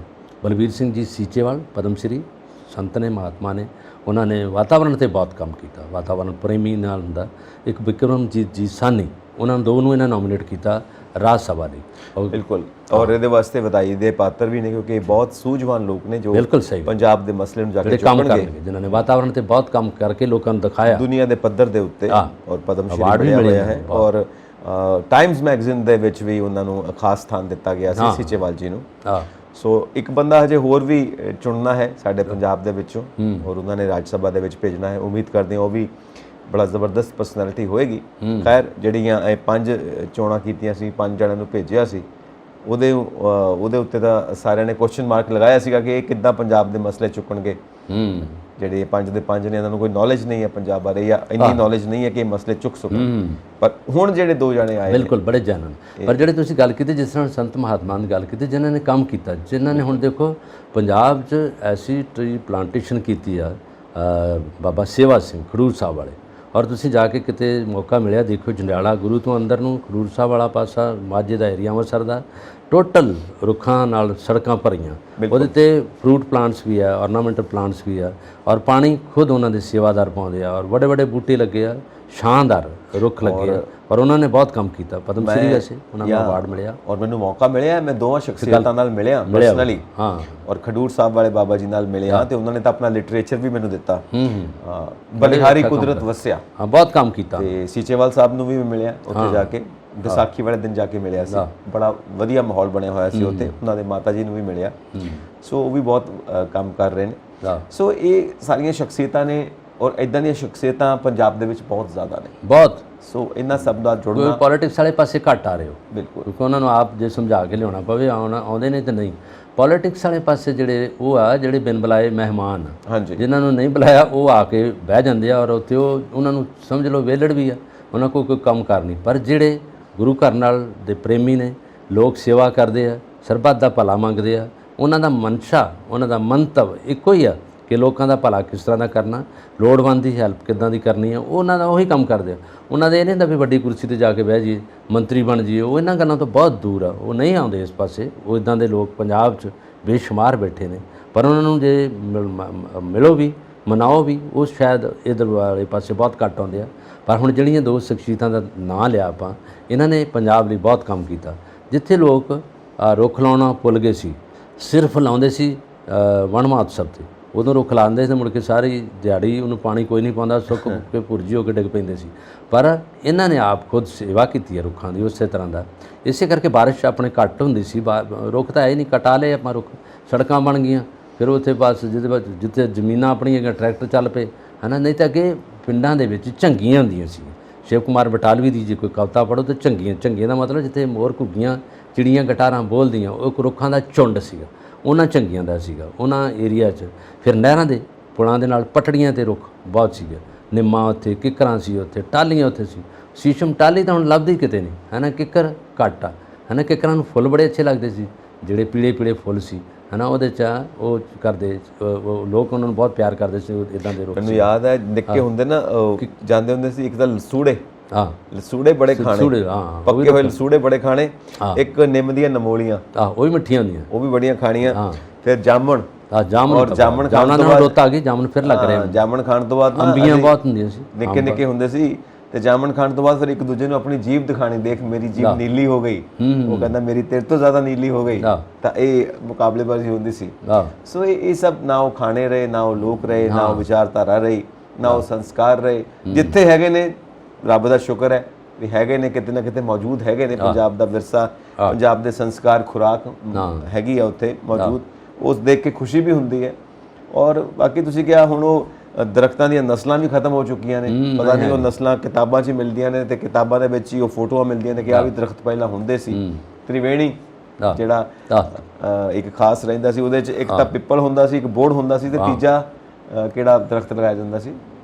ਪਿੱਪਲ ਤੇ ਬੋੜ ਵੱਡੇ ਹੁੰਦੇ ਸੀ ਰੁੱਖ, ਹੋਰ ਤਾਂ ਕੋਈ ਇੰਨੇ ਵੱਡੇ ਰੁੱਖ ਜ਼ਿਆਦਾ ਨਹੀਂ। ਇੱਕ ਤੀਜਾ ਵੀ ਰੁੱਖ ਲਾਇਆ ਜਾਂਦਾ ਸੀ ਨਾਲ, ਇਹ ਤ੍ਰਿਵੇਣੀ ਕਿਹਾ ਜਾਂਦਾ ਹੈ। 3 ਰੁੱਖ ਇਕੱਠੇ ਲਾਏ ਜਾਂਦੇ ਸੀ। ਪਰ ਟਾਹਲੀਆਂ ਦਾ ਬੜਾ ਹੁੰਦਾ ਸੀ, ਟਾਹਲੀਆਂ, ਕਿੱਕਰਾਂ, ਫਿਰ ਤੁਹਾਡੇ ਨਾਲ ਜਿਹੜੇ ਹੋਰ ਰੁੱਖ, ਲਸੂੜੇ ਦਾ ਜਿਹੜੇ ਫਲ ਦਿੰਦੇ ਸੀ, ਉਹਨਾਂ ਲਗਾਠਾਂ ਵੀ ਲੋਕ ਬੀਜਦੇ ਸੀ। ਅਮਰੂਦ ਘਰਾਂ 'ਚ ਅਜੇ ਵੀ ਲੋਕਾਂ ਕੋਲ ਹੈਗੇ ਆ, ਨਿੰਬੂ ਔਰ ਇੱਦਾਂ ਦੀਆਂ ਚੀਜ਼ਾਂ ਬੀਜਦੇ ਸੀ ਲੋਕ, ਪਰਵਰਿਸ਼ ਕਰਦੇ ਸੀ, ਆਪ ਪਾਣੀ ਪਾਉਂਦੇ ਸੀ। ਔਰ ਜਿਹੜੇ ਫੁੱਲ ਬੂਟੇ, ਜਿਹੜੇ ਫੁੱਲ ਵਧੀਆ ਲੱਗਦੇ ਆ, ਉਹ ਵੀ ਲੋਕਾਂ ਨੇ ਬੜਾ, ਜਿਨ੍ਹਾਂ ਨੂੰ ਸ਼ੌਕ ਹੈਗਾ, ਜਿਨ੍ਹਾਂ ਨੂੰ ਪਤਾ ਹੈਗਾ ਕਿ ਫੁੱਲ ਜਿਹੜੇ ਅੱਛੀ ਵਾਸ਼ਨਾ ਦਿੰਦੇ ਆ, ਫੁੱਲਾਂ ਨਾਲ ਪਿਆਰ ਕਰਦੇ ਆ, ਫੁੱਲ ਬੱਚਿਆਂ ਵਰਗੇ ਹੀ ਹੁੰਦੇ, ਕੁਦਰਤ ਹੈ। ਪਰ ਇੱਕ ਗੱਲ ਹੈਗਾ, ਜਿਹੜੇ ਫੁੱਲ ਧਰਤੀ 'ਚ ਉੱਗਦੇ ਆ ਨਾ, ਇਹਨਾਂ ਦੇ ਰੰਗ ਦੇ ਤੁਸੀਂ ਦੇਖੋਗੇ ਨਾ, ਇਹਨਾਂ ਰੰਗਾਂ ਦੀ ਕਲਪਨਾ ਨਹੀਂ ਕੀਤੀ ਜਾ ਸਕਦੀ। ਜੋ ਤੁਹਾਡੇ ਕੱਪੜਿਆਂ ਦੇ ਰੰਗ ਹੈ, ਫੁੱਲਾਂ ਦੇ ਰੰਗ ਹੀ ਹੋਰ ਹੋਣਗੇ। ਕਹਿੰਦੇ ਕਿ ਜਦੋਂ ਫੁੱਲ ਉੱਗਦਾ ਜ਼ਮੀਨ ਤੋਂ ਇੰਨਾ ਕੁਝ ਨਹੀਂ ਲੈਂਦਾ ਜਿੰਨਾ ਲੋਕਾਂ ਨੂੰ ਦਿੰਦਾ। ਰੰਗ ਜਿਹੜੀ ਤੁਹਾਡੀ ਅੱਖਾਂ ਨੂੰ ਕਿੰਨੀ ਜ਼ਿਆਦਾ ਤਾਕਤ ਦਿੰਦਾ, ਕਿੰਨਾ ਕੁਝ ਪਿਆਰ ਦਿੰਦਾ। ਫਿਰ ਤੁਹਾਡੇ ਨਾਲ ਫਿਰ ਖੁਸ਼ਬੂ, ਫਿਰ ਉਹ ਹੈ ਨਾ ਭਾਵਰੇ ਉੱਤੇ ਮੰਡਲਾਉਂਦੇ ਆ, ਤੁਰੇ ਫਿਰਦੇ ਆ, ਹੈ ਨਾ। ਸ਼ਹਿਦ ਦੀਆਂ ਮੱਖੀਆਂ ਆਉਂਦੀਆਂ ਇੱਥੋਂ, ਸ਼ਹਿਦ ਇਕੱਠਾ ਕਰਦੀਆਂ। ਔਰ ਇਹ ਕੁਦਰਤ ਦੇ ਇੰਨਾ ਕੁਝ ਨੇੜੇ ਹੈਗਾ, ਔਰ ਇੰਨਾ ਕੁਝ ਸਿਖਾਉਂਦਾ ਤੁਹਾਨੂੰ, ਇੰਨਾ ਬੱਚਿਆਂ ਵਰਗਾ ਹੀ ਹੁੰਦਾ। ਅੱਜ ਫੁੱਲ ਜਿਹੜਾ ਉਦੋਂ ਡੋਡੀ ਲੱਗੀ ਹੈ, ਸਵੇਰ ਤੱਕ ਖਿੜਿਆ ਤੁਹਾਡੇ ਸਾਹਮਣੇ। ਔਰ ਸੂਰਜਮੁਖੀ ਹੈ, ਅੱਜ ਤੁਹਾਡੇ ਵੱਲ ਹੈਗਾ, ਜਦੋਂ ਸੂਰਜ ਆ, ਸੂਰਜ ਵਾਲੇ ਪਾਸੇ ਹੈਗਾ। ਦੇਖੋ ਕੁਦਰਤ ਕੀ ਕਰਦੀ ਹੈ, ਉਹ ਸੂਰਜ ਨੂੰ ਵੇਖ ਰਿਹਾ, ਖਿੜ ਰਿਹਾ, ਹੱਸ ਰਿਹਾ। ਇਹ ਫੁੱਲਾਂ ਦੀ, ਜੇ ਫੁੱਲਾਂ 'ਤੇ ਤੁਸੀਂ ਮਨਿਊਟਲੀ ਵੇਖੋ ਨਾ, ਤੁਹਾਨੂੰ ਲੱਗਦਾ ਕਿ ਕੁਦਰਤ ਇੰਨੀ ਕੁਛ ਹੈਗੀ, ਇੰਨਾ ਕੁਛ ਕਰ ਰਹੀ ਹੈ ਕਿ ਧਰਤੀ 'ਚ ਉੱਗ ਕੇ ਕਿੰਨੇ ਰੰਗ ਪੈਦਾ ਕਰ ਦਿੰਦੇ, ਵੰਨ ਸੁਵੰਨੇ ਰੰਗ। ਔਰ ਅਸੀਂ ਚਾਹੁੰਦੇ ਹਾਂ ਕਿ ਇਹ ਫੁੱਲਾਂ ਵਾਕਣ ਹੀ ਸਾਡਾ ਪੰਜਾਬ ਮਹਿਕਦਾ ਰਹੇ। ਔਰ ਪੰਜਾਬ ਨੂੰ ਤੇ ਗੁਲਾਬ ਦਾ ਫੁੱਲ ਕਿਹਾ ਜਾਂਦਾ ਹੈ, ਫੁੱਲਾਂ ਵਿੱਚੋਂ ਫੁੱਲ ਗੁਲਾਬ ਨਹੀਂ ਸਹੀਓ, ਹੈ ਨਾ। ਇਸ ਤਰ੍ਹਾਂ ਗੀਤ ਵੀ ਬਣਿਆ ਹੋਇਆ ਹੈ, ਜਿਵੇਂ ਦੇਸਾਂ ਵਿੱਚੋਂ ਦੇਸ਼ ਪੰਜਾਬ ਨਹੀਂ ਸਹੀਓ। ਸੋ ਪੰਜਾਬ ਹਮੇਸ਼ਾ ਫੁੱਲਾਂ ਵਾਕਣ, ਗੁਲਾਬ ਦੇ ਫੁੱਲ ਵਾਕਣ ਮਹਿਕਦਾ ਰਹੇ, ਸਾਡੀ ਸਾਰਿਆਂ ਦੀ ਇਹ ਕਾਮਨਾ ਹੈ, ਇੱਛਾ ਹੈ। ਤੇ ਆਪਾਂ ਅੱਗੇ ਵੱਲ ਤੁਰੀਏ ਕਿ ਹੁਣ, ਕਿਉਂਕਿ ਸੈਂਟਰ ਤੋਂ ਵੀ ਬਹੁਤ ਕੁਝ ਲੈਣਾ ਹੁੰਦਾ ਪੰਜਾਬ ਨੇ, ਹਰ ਸਟੇਟ ਲੈਂਦੀ ਹੈ। ਤੇ ਬੀਜੇਪੀ, ਮੋਦੀ ਸਾਹਿਬ ਇਸ ਵਕਤ ਉੱਥੇ ਸੈਂਟਰ ਦੇ ਵਿੱਚ ਪਾਵਰ ਦੇ ਵਿੱਚ ਨੇ, ਬੀਜੇਪੀ ਪਾਵਰ ਦੇ ਵਿੱਚ ਹੈ। ਮੋਦੀ ਸਾਹਿਬ ਸੈਕਿੰਡ ਟਰਮ ਆਪਣੀ ਪੂਰੀ ਕਰਦੇ ਪਏ ਨੇ, 8 ਸਾਲ ਹੋ ਚੁੱਕੇ ਨੇ। ਹੁਣ 8 ਸਾਲ ਦਾ ਲੇਖਾ ਜੋਖਾ ਜਦੋਂ ਦੇਖਿਆ ਜਾਂਦਾ, ਹੁਣ ਸਾਰੇ ਜਣੇ ਸਿਰ ਜੋੜ ਕੇ ਬਹਿ ਕੇ ਚਰਚਾ ਕਰਦੇ ਪਏ ਨੇ ਕਿ ਇਹ 8 ਸਾਲ ਕਿੱਦਾਂ ਬੀਤੇ ਤੇ ਇਸ ਵਕਤ ਕੀ ਹਾਲ ਹੈ ਸਾਡੇ ਭਾਰਤ ਦਾ, ਤੇ ਸੱਤਾ ਕਿਵੇਂ ਚੱਲਦੀ ਪਈ ਹੈ। ਇੱਕ ਸਭ ਤੋਂ ਵੱਡੀ ਗੱਲ ਸਾਡੇ ਸਾਹਮਣੇ ਆਉਂਦੀ ਪਈ ਕਿ ਜਦੋਂ 2014 'ਚ ਮੋਦੀ ਸਾਹਿਬ ਆਏ ਸੀ, ਉਦੋਂ ਸਾਡੇ ਰੁਪਏ ਦੀ ਕੀਮਤ ਕਿੰਨੀ ਸੀ ਡਾਲਰ ਦੇ ਮੁਕਾਬਲੇ ਵਿੱਚ? 60 ਤੋਂ ਥੱਲੇ ਸੀ, ਤੇ ਇਸ ਵਕਤ 77 ਤੋਂ ਉੱਤੇ ਜਾ ਚੁੱਕੀ ਹੈ। ਇਹਦਾ ਮਤਲਬ ਸਾਡਾ ਰੁਪਈਆ ਇੰਨਾ ਟੁੱਟ ਚੁੱਕਾ ਹੈ ਡਾਲਰ ਦੇ ਮੁਕਾਬਲੇ ਦੇ ਵਿੱਚ। ਉਸ ਕਰਕੇ ਸਾਡੀ ਅਰਥ ਵਿਵਸਥਾ ਦੇ ਉੱਤੇ ਬਹੁਤ ਤਗੜੀ ਸੱਟ ਵੱਜੀ ਆ। ਤੇ ਫਿਰ ਵੀ ਬਹੁਤ ਕੁਝ ਸੰਭਿਆ ਵੀ ਹੋਇਆ, ਬਹੁਤ ਕੁਝ ਸੰਭਾਲਿਆ ਵੀ ਹੋਇਆ, ਸਾਂਭ ਸੰਭਾਲ ਕੇ ਅਸੀਂ ਤੁਰਦੇ ਪਏ ਹਾਂ। ਪਰ ਨਿਊਜ਼ ਆਉਂਦੀ ਹੈ ਕਿ ਅਸੀਂ ਗਰੋ ਕਰਦੇ ਪਏ ਹਾਂ ਔਰ ਸਨ 2030 ਦੇ ਅੰਕੜੇ ਦਿੰਦੇ ਪਏ ਹਾਂ। 8 ਸਾਲ ਅੱਗੇ ਜਾਂਦੇ ਪਏ ਹਾਂ। ਪਰ ਜੇ 8 ਸਾਲ ਪਿੱਛੇ ਜਾ ਕੇ ਦੇਖੋ ਤਾਂ ਇਸ ਵਕਤ ਰੁਪਈਆ ਜਿੰਨਾ ਟੁੱਟ ਚੁੱਕਾ ਹੈ ਉਹਨੂੰ ਦੇਖ ਕੇ ਦੁੱਖ ਵੀ ਹੁੰਦਾ ਵੀ ਇਹ ਗੱਲ ਕੀ ਬਣਦੀ ਪਈ ਹੈ। ਹੁਣ ਇਕਨੋਮਿਸਟ ਕਹਿੰਦੇ ਨੇ ਗੱਲ ਇਹ ਹੈ ਕਿ ਅਸੀਂ ਆਪਣੇ ਖਰਚੇ ਨਹੀਂ ਘਟਾਉਂਦੇ ਪਏ ਤੇ ਇਨਕਮ ਨਹੀਂ ਵਧਾਉਂਦੇ ਪਏ। ਸਮੱਸਿਆ ਆ ਹੈ ਬਸ ਜਿਸ ਤਰ੍ਹਾਂ ਕਿ ਇਹ ਬੜੀ ਥੋੜੀ ਹਾਸੇ ਵਾਲੀ ਵੀ ਗੱਲ ਹੈ। ਕਿਤੇ ਸੱਤ ਸੀਗਾ, ਤਾਸ਼ ਖੇਡ ਰਹੇ ਸੀਗੇ ਤੇ ਕੋਈ ਆ ਕੇ ਆਂਦਾ ਤੁਹਾਨੂੰ ਖਬਰ ਦਾ ਪਤਾ ਲੱਗਾ, ਵਿੱਚੋਂ ਖਬਰਾਂ ਵੀ ਕਰਦੇ, ਉੱਥੇ ਪੋਲੀਟਿਕਸ ਪੂਰੀ ਡਿਸਕਸ ਹੁੰਦੀ ਹੈ। ਆਂਦਾ ਕੀ ਕਹਿੰਦਾ ਜਿਹੜੀ ਐਨਡੀ ਸਰਕਾਰ ਆ, ਜਿਹੜੀ ਬੀਜੇਪੀ ਹੈ, ਇਹਦੇ 8 ਸਾਲ ਹੋ ਗਿਆ ਤੇ ਬੁੜਾ ਵਿੱਚੋਂ ਕੋਈ ਨਾਲ ਆਂਦਾ ਉਹ 60 ਸਾਲ। ਕਹਿੰਦਾ ਨਹੀਂ ਮੈਂ 8 ਸਾਲ ਬੋਲਿਆ। ਆਂਦਾ ਫਿਰ ਕਦੋਂ ਸ਼ੁਰੂ ਹੋਈ? ਆਂਦਾ ਇਹ 14 ਤੋਂ 2014 ਤੋਂ ਸ਼ੁਰੂ ਹੋ ਗਈ ਹੈ ਇਹਨਾਂ ਦੇ ਸਾਲ ਤੇ ਹੁਣ ਆਏ ਆ। ਆਂਦਾ ਮੈਂ ਕਿਹਾ ਖਣੀ 60 ਸਾਲ ਆ। ਆਂਦਾ ਮੈਨੂੰ ਤਾਂ 60 ਸਾਲ ਵਰਗੇ ਲੱਗਦੇ ਆ, ਇੰਨਾ ਗੁਜ਼ਰ ਗਿਆ ਕੰਮ। ਤੇ ਉਹਦੇ 'ਚ ਉਹਨਾਂ ਕਿਹਾ ਇਹ ਗੱਲ ਹੈ ਕਿ ਅਸੀਂ ਕਿੱਥੇ ਖੜੇ ਹਾਂ ਤੇ ਕੀ ਕਰ ਰਹੇ ਹਾਂ। ਇਹ ਹੈ ਇਹਦੇ 'ਚ ਇਹਦੀ ਜਿਹੜੀ ਪੂਰੀ ਹਿਸਟਰੀ ਪੜ੍ਹੋ ਇਹਨਾਂ ਸਾਲਾਂ ਦੀ, 14 ਤੋਂ ਲੈ ਕੇ ਹੁਣ। ਪਹਿਲੋਂ ਆਪਣੇ ਮਨਮੋਹਨ ਸਿੰਘ ਜੀ ਸੀਗੇ, ਉਹਨਾਂ ਨੂੰ ਜਦੋਂ ਉਹ ਕੁਰਸੀ ਤੋਂ ਉੱਠਿਆ ਤੇ ਮੋਦੀ ਸਾਹਿਬ ਆ ਗਏ ਔਰ ਨਰਿੰਦਰ ਮੋਦੀ ਜੀ ਜਦੋਂ ਆਏ ਆ ਔਰ ਇਹਦੇ 'ਚ ਬੜਾ ਕੁਝ ਹੋਇਆ, ਬਹੁਤ ਕੁਝ ਹੈ ਜਿਹਦੇ 'ਚ ਨੋਟਬੰਦੀ ਵੀ ਹੋਈ ਜਿਹੜੀ ਲੋਕਾਂ ਨੂੰ ਯਾਦ ਹੈ ਜੀ। ਉਹਦੇ 'ਚ ਜਿਹੜੀ ਵੀ ਇਹਨਾਂ ਨੇ ਕਿਹਾ ਕਿ ਉਹਦੇ 'ਚ ਜਿਹੜਾ ਕਾਲਾ ਤਾਨਾ ਉਹ ਇੱਧਰ ਬੰਦ ਹੋ ਜਾਊਗਾ, ਪਰ ਉਹ ਇੰਨਾ ਕੋਈ ਅਸਰ ਨਹੀਂ ਪਿਆ। ਉਹ ਆਰਬੀਆਈ ਜਿਹੜੀ ਲੋਕਾਂ ਨੂੰ ਹਜੇ ਵੀ ਇਤਰਾਜ਼ ਹੈ ਕਿ ਤੁਸੀਂ ਅੱਛੇ ਦਿਨ ਕਹਿੰਦੇ ਸੀ, ਹੁਣ ਅੱਛੇ ਦਿਨ ਕਿੱਥੇ ਨੇ? ਹਾਂ ਇਹ ਗੱਲ ਠੀਕ ਹੈ, ਇਹ ਹਰੇਕ ਨੂੰ ਇਤਰਾਜ਼ ਰਿਹਾ ਹੈ। ਉਹ ਕਹਿੰਦੇ ਵੀ ਅੱਛੇ ਦਿਨਾਂ ਤੋਂ ਵਾਧੂ ਬੁਰੇ ਦਿਨ ਆ ਗਏ। ਅੱਛੇ ਦਿਨ ਤਾਂ ਜੇ ਕੋਈ ਸਿਤਾਰਾ ਚੜ੍ਹਿਆ ਹੀ ਨਹੀਂ, ਪਰ ਜਿਹੜੀ ਪਰਸਨਲ GDP ਜਿਸ 'ਚ ਗਰੋਥ ਹੈ ਟੋਟਲ, ਇਹ ਕਹਿੰਦੇ ਬਹੁਤ ਉੱਪਰ ਚਲੇ ਗਈ ਹੈ। ਉਹ ਪਿੱਛੇ ਦੀ ਪਿੱਛੇ ਚਲੇ ਗਈ ਹੈ। ਜਿਹੜੀਆਂ ਯੋਜਨਾਵਾਂ ਸੀਗੀਆਂ ਉਹ ਇੰਨੀਆਂ ਖਾਸ ਨਹੀਂ ਰਹੀਆਂ ਜਿੰਨਾ 8 ਸਾਲਾਂ 'ਚ ਜਿਹੜਾ ਐਨਾਲਿਸਿਸ ਕੀਤਾ ਅਰਥ ਸ਼ਾਸਤਰੀਆਂ ਨੇ, ਇਕੋਨੋਮਿਸਟਾਂ ਨੇ ਕੀਤਾ। ਉਹਨਾਂ ਨੇ ਕਿਹਾ ਕਿ ਦੇਸ਼ ਉੱਥੇ ਨਹੀਂ ਪਹੁੰਚ ਸਕਿਆ ਜਿੱਥੇ ਇਹਨਾਂ ਨੇ ਪਹੁੰਚਣਾ ਚਾਹੀਦਾ ਸੀ, ਜੋ ਟਾਰਗੇਟ ਸੀ ਇਹਦਾ, ਉਹਨੂੰ ਉੱਥੋਂ ਤੱਕ ਨਹੀਂ ਆਇਆ। ਔਰ ਇਹਦੇ 'ਚ ਦੇਖੋ ਰਾਜਨਾਥ ਜਿਹੜੇ ਆ ਇਹਨਾਂ 'ਚ, ਉਹ ਡਿਫੈਂਸ ਮਿਨਿਸਟਰ ਆ, ਉਹ ਪਹਿਲੇ ਨੰਬਰ 'ਤੇ ਆ ਗਏ। ਉਹਦੇ 'ਚ ਸੀਤਾਰਮਨ ਜਿਹੜੀ ਆ ਉਹ 7ਵੇਂ ਨੰਬਰ 'ਤੇ ਆ ਰਹੀ ਹੈ, ਜਿਹਦੇ 'ਚ ਉਹਨਾਂ ਨੇ ਡਿਫੈਂਸ ਮਿਨਿਸਟਰ ਰਹੇ ਨੇ ਤੇ ਸੀਤਾਰਮਨ ਨੇ ਆਏ ਤੇ ਅਮਿਤ ਸ਼ਾਹ ਵੀ ਦੂਰ ਨੇ ਇਹਨਾਂ ਤੋਂ। ਇਹਨਾਂ ਨੇ ਪ੍ਰੋਮਿਸ ਕੀਤਾ ਸੀ ਕਿ 5 ਟ੍ਰਿਲੀਅਨ ਡਾਲਰਸ ਦੀ ਤੁਹਾਨੂੰ ਇਕਨੋਮੀ ਬਣਾ ਕੇ ਦੇਵਾਂਗੇ। ਹਜੇ ਤੱਕ ਤੇ ਕਿਤੇ ਦਿਖਦੀ ਨਹੀਂ ਪਈ ਕਿ 5 ਟ੍ਰਿਲੀਅਨ ਡਾਲਰ ਦੀ ਇਕਨੋਮੀ ਸਾਡੀ ਕਿੱਥੋਂ ਤੱਕ ਸਟੈਂਡ ਹੋਏਗੀ। ਔਰ ਇਸ ਵਕਤ ਪੂਰਾ ਹਿੱਲਿਆ ਪਿਆ ਸਾਰਾ ਸਿਸਟਮ, ਕਿਉਂਕਿ ਐਕਸਪੋਰਟ ਇੰਪੋਰਟ ਜਿਹੜਾ ਇਹ ਸਾਰਾ ਇੰਟਰਨੈਸ਼ਨਲ ਮਾਰਕੀਟ 'ਚ ਅਸੀਂ ਖੇਡਦੇ ਹਾਂ ਉਹਦੇ 'ਚ ਗੜਬੜ ਨਾਲ ਦੀ ਨਾਲ, ਕਿਉਂਕਿ ਅਸੀਂ ਐਕਸਪੋਰਟ ਵਧਾ ਨਹੀਂ ਪਾ ਰਹੇ, ਇੰਪੋਰਟ ਦੇ ਉੱਤੇ ਜ਼ਿਆਦਾ ਜ਼ੋਰ ਹੈ, ਜਿਸ ਕਰਕੇ ਸਾਡੀ ਭਾਰਤ ਦੀ ਜਿਹੜੀ ਆਪਣੀ ਇੰਡਸਟਰੀ ਹੈ ਉਹ ਇੰਨੀ ਗਰੋ ਨਹੀਂ ਕਰਦੀ ਪਈ, ਕਿਉਂਕਿ ਅਸੀਂ ਬਾਹਰੋਂ ਲੈ ਕੇ ਆ ਜਾਂਦੇ ਹਾਂ ਸਮਾਨ। ਹਾਲਾਂਕਿ ਪੁਰਾਣੇ ਅਰਥਸ਼ਾਸਤਰੀਆਂ ਨੇ ਕਿਹਾ ਸੀਗਾ ਕਿ ਸਾਨੂੰ ਸਬਸਟੀਟਿਊਟ ਲੱਭਣੇ ਪੈਣਗੇ, ਜਿਹੜੇ ਸਮਾਨ ਅਸੀਂ ਬਾਹਰੋਂ ਮੰਗਵਾਉਂਦੇ ਹਾਂ ਉਹਦੀ ਥਾਂ ਤੇ ਅਸੀਂ ਆਪਣੀ ਇੰਡਸਟਰੀ ਨੂੰ ਅੱਗੇ ਲੈ ਕੇ ਆਈਏ ਤਾਂ ਕਿ ਬਾਹਰੋਂ ਨਾ ਮੰਗਵਾਉਣੇ ਪੈਣ। ਹੁਣ ਉਹ ਸਾਰਾ ਮੰਨ ਲਿਆ ਚਾਈਨਾ ਨੇ, ਉਹਨਾਂ ਦੀ ਕੋਈ ਇਲੈਕਟ੍ਰੋਨਿਕ ਚਾਈਨਾ ਨੇ ਉਹ ਸਾਰਾ ਵੈਕਿਊਮ ਮੱਲ ਕੇ ਔਰ ਚਾਈਨਾ ਦਾ ਸਮਾਨ ਸਸਤੇ ਚੱਲਦਾ ਪਿਆ ਪਿਆ ਚਾਈਨਾ ਹੀ। ਜਦੋਂ 2 ਟਰਮਸ ਮਨਮੋਹਨ ਸਿੰਘ ਜੀ ਦੇਸ਼ ਦੇ ਪ੍ਰਧਾਨ ਮੰਤਰੀ ਰਹੇ ਆ ਔਰ ਉਸ ਤੋਂ ਬਾਅਦ ਇਹਨਾਂ ਦੀ ਵਾਰੀ ਆਈ ਤੇ ਲੋਕਾਂ ਨੇ ਵੇਖਿਆ ਸੀ ਕਿ ਜਿਹੜੀਆਂ ਕਮੀਆਂ ਜਾਂ ਜਿਹੜੇ ਕੰਮ ਨਹੀਂ ਕਰ ਸਕੇ ਉਹ ਇਹ ਜਿਹੜੇ ਆਉਣ ਵਾਲੇ ਆ ਪ੍ਰਧਾਨ ਮੰਤਰੀ, ਇਹ ਵੀ 2 ਟਰਮਸ ਆ ਗਏ, ਦੂਜੀ ਟਰਮਸ ਆ ਕਿ ਇਹ ਪੂਰੀਆਂ ਕਰਨਗੇ। ਪਰ ਉਹ ਲੋਕਾਂ ਦੀ ਜਿਹੜੀਆਂ ਕਿਆਸ ਰਾਈਆਂ ਸੀ ਉਹ ਫਿਰ ਉਸੇ ਦੀਆਂ ਉੱਥੇ ਰਹੀਆਂ, ਉਹ ਖਾਲੀ ਦੀਆਂ ਖਾਲੀ ਰਹੀਆਂ ਕਿ ਲੋਕ ਸੋਚਦੇ ਹੋਰ ਸੀਗੇ ਤੇ ਹੋਇਆ ਕੁਝ। ਪਾਲਿਸੀਆਂ ਜਿਹੜੀਆਂ ਬਣਦੀਆਂ ਜਾਂ ਕਰਦੀਆਂ ਉਹ ਪੂਰੀਆਂ ਨੇਪਰੇ ਨਹੀਂ ਚੜ੍ਹਦੀਆਂ। ਪਾਲਿਸੀਜ਼ ਦੇ ਵਿੱਚ ਕੰਸਿਸਟੈਂਸੀ ਨਹੀਂ, ਪਾਲਿਸੀ ਲਗਾਤਾਰ ਨਹੀਂ ਚੱਲਦੀ, ਪਾਲਿਸੀ ਨੂੰ ਥਾਂ ਤੇ ਚੇਂਜ ਕਰਦੇ ਨੇ। ਪੁਰਾਣੇ ਸਮਝੌਤੇ ਹੋਏ ਟੁੱਟ ਜਾਂਦੇ ਨੇ, ਪੁਰਾਣੇ ਕੰਟਰੈਕਟਸ ਟੁੱਟ ਜਾਂਦੇ ਨੇ, ਨਵੇਂ ਕੰਟਰੈਕਟਸ ਕਰਦੇ ਨੇ, ਫਿਰ ਉਸ ਤੋਂ ਬਾਅਦ ਉਹ ਵੀ ਨਹੀਂ ਚੱਲਦੇ, ਫਿਰ ਉੱਥੋਂ ਚੇਂਜ ਹੋ ਜਾਂਦੀ ਹੈ।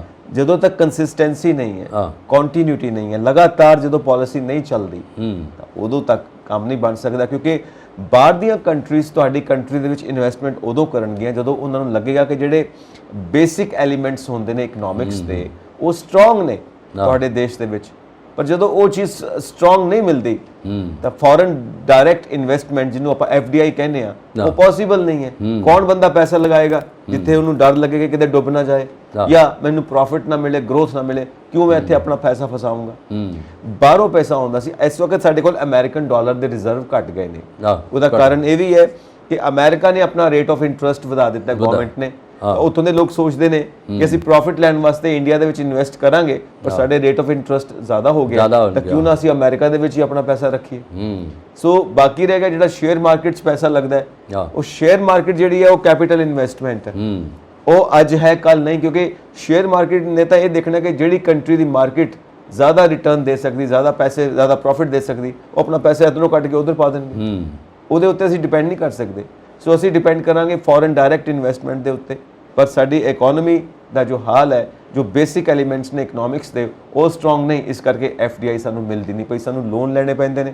ਕਦੀ ਵਰਲਡ ਬੈਂਕ ਕੋਲ ਜਾਂਦੇ ਆ, ਕਦੀ ਇੰਟਰਨੈਸ਼ਨਲ ਮੋਨਿਟਰੀ ਫੰਡ ਕੋਲ ਜਾਂਦੇ ਆ। ਔਰ ਇਹਨਾਂ ਵਿੱਚ ਪੈਸਾ ਕੌਣ ਰੱਖਦੇ ਨੇ? ਜਿਹੜੇ ਵੱਡੇ ਡਿਵੈਲਪਡ ਕੰਟਰੀਜ਼ ਨੇ, ਅਮਰੀਕਾ, ਯੂਰਪ। ਫਿਰ ਜਦੋਂ ਸਾਨੂੰ ਪੈਸਾ ਦਿੰਦੇ ਨੇ ਕਰਜ਼ੇ ਦੇ ਉੱਤੇ, ਉਹ ਆਪਣੀਆਂ ਟਰਮਸ ਐਂਡ ਕੰਡੀਸ਼ਨ ਲਗਾ ਦਿੰਦੇ ਨੇ। ਸਭ ਤੋਂ ਪਹਿਲਾਂ ਤਾਂ ਇਹ ਹੁੰਦਾ ਕਿ ਤੁਸੀਂ ਆਪਣੇ ਰੁਪਈਏ ਨੂੰ ਕਿੰਨਾ ਤੋੜੋਗੇ ਸਾਡੇ ਡਾਲਰ ਦੇ ਮੁਕਾਬਲੇ ਦੇ ਵਿੱਚ, ਅਸੀਂ ਉਹ ਚੀਜ਼ ਸਮਝੌਤਾ ਕਰਨਾ ਪੈਂਦਾ। ਸੋ ਟਰਮਸ ਐਂਡ ਕੰਡੀਸ਼ਨਸ ਉਹਨਾਂ ਦੀਆਂ ਹੁੰਦੀਆਂ ਨੇ। ਕੁੱਲ ਮਿਲਾ ਕੇ ਸਥਿਤੀ ਇਹ ਬਣਦੀ ਹੈ ਕਿ ਸਾਡੀ ਇਕਨੋਮੀ ਕਮਜ਼ੋਰ ਹੁੰਦੀ ਜਾ ਰਹੀ ਹੈ। ਪਰ ਇੱਕ ਐਸਪੈਕਟ ਜਿਹੜਾ ਹੋਰ ਹੈਗਾ, ਉਹ ਬਾਹਰਲੇ ਦੇਸ਼ਾਂ 'ਚ ਵੀ ਬਹੁਤ ਹੈਗਾ, ਪਰ ਇੰਡੀਆ 'ਚ ਜ਼ਿਆਦਾ ਖਲਾਰਾ ਉਹਦਾ। ਉਹ ਇਹ ਹੈਗਾ ਕਿ ਜਿੰਨੇ ਵੀ ਆਲੋਚਨਾ ਕਰ ਰਹੇ ਨੇ, ਜਿੰਨੇ ਜਰਨਲਿਸਟ ਨੇ, ਜਿੰਨਾ ਮੀਡੀਆ ਹੈਗਾ, ਉਹ ਇਸ ਗੱਲ ਤੇ ਬਿਲਕੁਲ ਕੰਸਨਟਰੇਟ ਕਰ ਰਹੇ ਆ ਕਿ ਕਾਰਪੋਰੇਟ ਜਿਹੜੇ ਪੂੰਜੀਵਾਦੀ ਨੇ, ਜਿਹੜੇ ਅਰਬਪਤੀ ਨੇ, ਉਹਨਾਂ ਦੀ ਨਾਲ, ਉਹਨਾਂ ਦੇ ਗੱਠਜੋੜ ਨਾਲ ਪਾਲਿਸੀਜ਼ ਬਣਦੀਆਂ ਜਿਹੜੀਆਂ ਉਹਨਾਂ ਨੂੰ ਜਿਹੜਾ ਫਾਇਦਾ ਦੇਣਗੀਆਂ। ਔਰ ਜਿਹੜੇ ਕਰਜ਼ੇ ਲੈਂਦੇ ਆ, ਲੋਨ ਲੈਂਦੇ ਆ ਬੈਂਕਾਂ ਤੋਂ, ਉਹ ਗੌਰਮੈਂਟ ਦੇ ਰਾਹੀਂ ਕਰਜ਼ਾ ਲੈਂਦੇ ਆ, ਪਰ ਜਦੋਂ ਨਹੀਂ ਦਿੰਦੇ ਉਹ ਮਾਫ ਵੀ ਹੋ ਜਾਂਦਾ ਉਹਨਾਂ ਦਾ, ਕਾਰਪੋਰੇਟ ਦਾ। ਹੁਣ ਜਿਹੜੇ ਬੰਦਾ ਡਾਊਨ ਟਰੋਡਰ ਆ, ਜਿਹੜਾ ਬੰਦਾ ਮੀਡੀਅਮ ਵਰਗ 'ਚ ਹੈਗਾ, ਜਿਹੜਾ ਦੂਸਰੇ ਪਾਸੇ ਆ, ਉਹ ਮਸਲਿਆ ਜਾਂਦਾ ਉਸ ਕੰਮ 'ਚੋਂ। ਨਾ ਉਹਨੂੰ ਲੋਨ ਮਿਲੂਗਾ ਚੱਜ ਨਾਲ। ਜੇ ਲੋਨ ਲਊਗਾ ਤਾਂ ਬੈਂਕਾਂ ਦੀਆਂ 36 ਕੰਡੀਸ਼ਨਾਂ ਉਹਦੇ 'ਤੇ, ਉਹਦਾ ਫਾਈਲ ਵਰਕ ਹੈਗਾ, ਉਹਦੇ 'ਚ ਕਿੰਨੇ ਡਾਕੂਮੈਂਟਸ ਪ੍ਰੋਡਿਊਸ ਕਰਨੇ ਪੈਣੇ ਆ। ਜਿਹੜੇ ਕਾਰਪੋਰੇਟ ਦੇ ਲੋਕ ਨੇ, ਉਹਨਾਂ ਦਾ 2 ਮਿੰਟਾਂ 'ਚ ਸਾਰਾ ਕੁਝ ਬੈਂਕਾਂ ਕਰ ਦਿੰਦੀਆਂ, ਜਿਹੜੀਆਂ ਗੌਰਮੈਂਟ ਦੀਆਂ ਬੈਂਕਾਂ। ਪਾਲਿਸੀਜ਼ ਜਿਹੜੀਆਂ ਹੈਗੀਆਂ ਉਹਨਾਂ ਦੇ ਬੈਨੀਫਿਟ 'ਚ ਜਾਂਦੀਆਂ। ਜਿੰਨੀਆਂ ਪਾਲਿਸੀ ਮੇਕਰ ਆ ਉਹ ਆਪ ਖੁਦ ਬਣਾਉਂਦੇ ਆ, ਉਹਦੇ 'ਚ ਜਿੰਨੇ ਵੀ ਵਿਉਂਤਾਂ ਬਣਾ ਰਹੇ ਆ, ਜਿਹਦੇ ਫਾਈਨਾਂਸ ਮਿਨਿਸਟਰ ਆ, ਉਹਨਾਂ ਦੀ ਰਾਏ ਲੈਂਦੇ ਆ, ਉਹ ਉਹਨਾਂ ਨੂੰ ਜਾਣਗੀਆਂ। ਜਦੋਂ ਕੋਈ ਪਾਲਿਸੀ ਵੇਖੋਗੇ ਦੂਸਰੇ ਲੋਕਾਂ ਦੇ ਉੱਪਰ ਦੀ ਛੂਹ ਕੇ ਲੰਘ ਜਾਂਦੀ ਹੈ। ਉਹਨਾਂ ਨਾਲ ਤਾਂ ਹੈ ਹੀ ਨਹੀਂ, ਉਹਨਾਂ ਨੂੰ ਪਤਾ ਹੀ ਨਹੀਂ ਹੈਗਾ, ਉਹਨਾਂ ਦਾ ਬਿਜ਼ਨਸ ਨਹੀਂ ਹੈਗਾ। ਬਿਜ਼ਨਸ ਉਹਨਾਂ ਦਾ ਵਾ ਜਿਹੜੇ ਉਹ ਕਰ ਰਹੇ ਆ।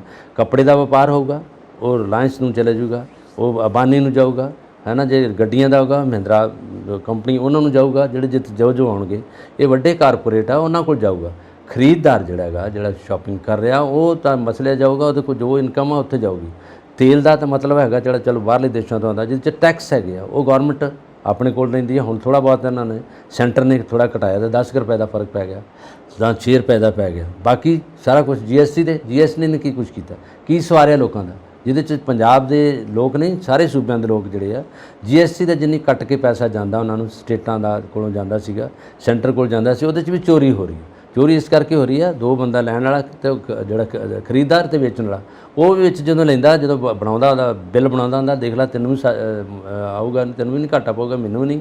ਤੂੰ ਜਿਹੜੀ ਚੀਜ਼ ਖਰੀਦਣੀ ਇਸ ਰੇਟ 'ਤੇ ਹੈਗੀ ਹੈ, GST ਨਾ ਕਰ। ਉਹ ਕਹਿੰਦਾ ਮੈਂ ਖੜੂੰਗਾ ਕਿੱਦਾਂ ਦਾ, ਕੁਝ ਨਹੀਂ ਹੁੰਦਾ, ਤੂੰ ਜਦੋਂ ਲੈ ਜਾਏਗਾ, ਤੇਰੇ ਨਾਲ 36 ਬੰਦੇ ਜਾਣਦੇ ਆ। ਉਹ ਜਿਹੜੀ ਵੀ ਚੀਜ਼ ਖਰੀਦ ਕੇ ਲੈ ਜਾਂਦਾ, ਉਹਦੇ 'ਚ ਲੋਹਾ ਹੈਗਾ, ਉਹਦੇ 'ਚ ਲੱਕੜ ਆ, ਸਾਰਾ ਕੁਝ, ਕੋਈ ਕੋਠੀ ਬਣਾ ਰਿਹਾ, ਉਹ ਸਾਰਾ GST ਦਾ ਪੈਸਾ ਕਿਸੇ ਗੌਰਮੈਂਟ ਕੋਲ ਨਹੀਂ ਜਾਂਦਾ। ਉਹ ਇਸ ਤਰ੍ਹਾਂ ਦੀ ਚੋਰੀ ਹੋ ਰਹੀ ਹੈ। ਪਰ ਜਿਹੜੇ ਦੇ ਰਹੇ ਆ, ਜੇ ਤੁਸੀਂ ਕਿਸੇ ਰੈਸਟੋਰੈਂਟ 'ਚ ਬੈਠੇ ਜੀ, ਤੁਸੀਂ ਉਹਦੇ 'ਤੇ ਬਿੱਲ ਬਣਾ ਰਹੇ ਜੀ, ਅਤੇ ਉਹਦੇ 'ਚ ਜਿਹੜਾ ਤੁਹਾਡਾ GST ਦਾ ਰੈਂਟ ਆ, ਜਿਹੜਾ ਉਹਦਾ ਟੈਕਸ ਆ, ਉਹਦੇ ਜਿੰਨਾ ਤੁਹਾਡਾ ਬਿੱਲ ਹੈਗਾ ਉਹਨਾਂ GST ਹੈਗੀ ਹੈ। ਫਿਰ ਉਹਦੇ 'ਚ ਜਿਹੜਾ ਤੁਸੀਂ ਬੈਂਕ ਤੋਂ ਜਿਹੜਾ ਤੁਸੀਂ ਪੈਸਾ ਜਮ੍ਹਾਂ ਕਰਾ ਰਹੇ ਜੀ, ਪੈਸਾ 1000 ਰੁਪਏ ਜਮ੍ਹਾਂ ਕਰਾਤਾ ਨਾ, ਅਤੇ ਜਿਹੜਾ ਤੁਹਾਨੂੰ ਉਹਦਾ ਟੈਕਸ ਆ ਰਿਹਾ, ਜਿਹੜਾ ਉਹਦਾ ਆ ਰਿਹਾ, ਉਹ 3.5% ਨਾਲ ਤੁਹਾਨੂੰ ਕਿੰਨਾ ਹੋਊਗਾ, 200 ਰੁਪਈਆ ਵੀ ਨਹੀਂ ਆਉਂਦਾ। ਪਰ ਜਦੋਂ ਤੁਸੀਂ ਉਹਨਾਂ ਕੋਲ ਲਓਗੇ, ਬੈਂਕ ਤੋਂ ਲਓਗੇ, ਉਦੋਂ 400 ਰੁਪਈਆ ਤੁਹਾਨੂੰ ਇੰਟਰਸਟ ਲੱਗੂਗਾ। ਇਹ ਚੀਜ਼ਾਂ ਕੌਣ ਮਸਲਿਆ ਜਾ ਰਿਹਾ? ਕਸਟਮਰ, ਆਮ ਲੋਕ, ਜਨਤਾ। ਗੱਲ ਇਹ ਹੈ ਕਿ ਜਿਹੜੀ ਪਾਲਿਸੀ ਬਣਦੀ ਹੈ ਕਨਫਿਊਜ਼ਿੰਗ ਹੈ। ਮਤਲਬ ਤੁਸੀਂ ਡਿਪੈਂਡ ਨਹੀਂ ਕਰਦੇ ਪਏ ਹੋ ਕਿਹਦੇ ਉੱਤੇ। ਤੁਸੀਂ ਬਾਹਰੋਂ ਰॉ ਮਟੀਰੀਅਲ ਮੰਗਵਾਉਣਾ ਹੈ ਕਿ ਦੇਸ਼ ਦਾ ਰॉ ਮਟੀਰੀਅਲ ਇਸਤੇਮਾਲ ਕਰਨਾ ਹੈ। ਬਿਲਕੁਲ। ਬਾਹਰੋਂ ਕਿੰਨੀ ਸਪੋਰਟ ਲੈਣੀ ਹੈ, ਦੇਸ਼ ਦੇ ਵਿੱਚ ਜਿਹੜੇ ਸੋਰਸਿਸ ਨੇ ਉਹਦੀ ਕਿੰਨੀ ਸਪੋਰਟ ਲੈਣੀ ਹੈ, ਤੁਸੀਂ ਕਲੀਅਰ ਨਹੀਂ ਹੁੰਦੇ ਹੋ। ਪਾਲਿਸੀਜ਼ ਕਨਫਿਊਜ਼ਿੰਗ ਨੇ। ਠੀਕ ਹੈ। ਹੁਣ ਜਿਸ ਮੰਤਵ ਨੂੰ ਲੈ ਕੇ ਪਾਲਿਸੀ ਬਣਾਈ ਜਾਂਦੀ ਹੈ, ਉਹ ਮੰਤਵ ਪੂਰੇ ਨਹੀਂ ਹੁੰਦੇ। ਉਹਦੇ ਵਿੱਚੋਂ ਨਿਕਲ ਕੇ ਕੀ ਆਉਂਦਾ? ਗਰੀਬੀ, ਹੋਰ ਗਰੀਬੀ, ਔਰ ਕੋਈ ਵੀ ਪਲੈਨਿੰਗ ਪੂਰੀ ਨਹੀਂ ਹੁੰਦੀ ਪਈ। ਕਿਤੇ ਬਜਟ ਸ਼ਾਰਟ ਹੋ ਜਾਂਦਾ, ਕਿਤੇ ਬਜਟ ਵਾਪਸ ਲੈਣਾ ਪੈ ਜਾਂਦਾ। ਮਤਲਬ ਇਹ ਹੈ ਕਿ ਜੋ ਅਸੀਂ ਸੋਚ ਕੇ ਕਦਮ ਵਧਾਉਨੇ ਆ, ਉਹ ਰਿਜ਼ਲਟ ਨਹੀਂ ਆ ਰਹੇ। ਕਿਉਂ ਨਹੀਂ ਆ ਰਹੇ?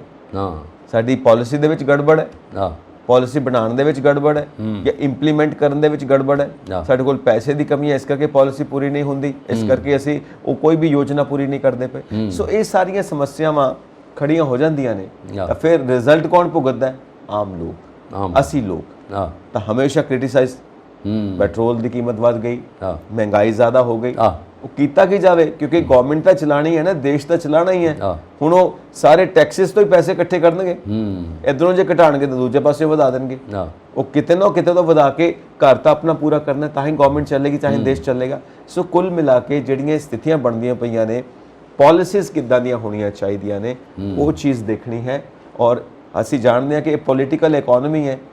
ਹਰ ਪਾਰਟੀ ਇਹ ਦੇਖਦੀ ਹੈ ਕਿ ਉਹਨਾਂ ਦੀ ਪਾਰਟੀ ਨੂੰ ਫਾਇਦਾ ਕਿਵੇਂ ਹੈ, ਪਾਰਟੀ ਫੰਡਸ ਦੇਣ ਵਾਲੇ ਜਿਹੜੇ ਵੱਡੇ ਵੱਡੇ ਬਿਜ਼ਨਸ ਹਾਊਸਿਸ ਨੇ ਉਹਨਾਂ ਨੂੰ ਕਿੱਦਾਂ ਫਾਇਦਾ ਦਿੱਤਾ ਜਾ ਸਕਦਾ ਤਾਂ ਕਿ ਉਹ ਹਮੇਸ਼ਾ ਸਾਨੂੰ ਸਪੋਰਟ ਵਿੱਚ ਬਣੇ ਰਹਿਣ ਔਰ ਅਗਲੀਆਂ ਇਲੈਕਸ਼ਨਸ ਨੂੰ ਸਪਾਂਸਰਸ਼ਿਪਸ ਮਿਲਦੀਆਂ ਰਹਿਣ।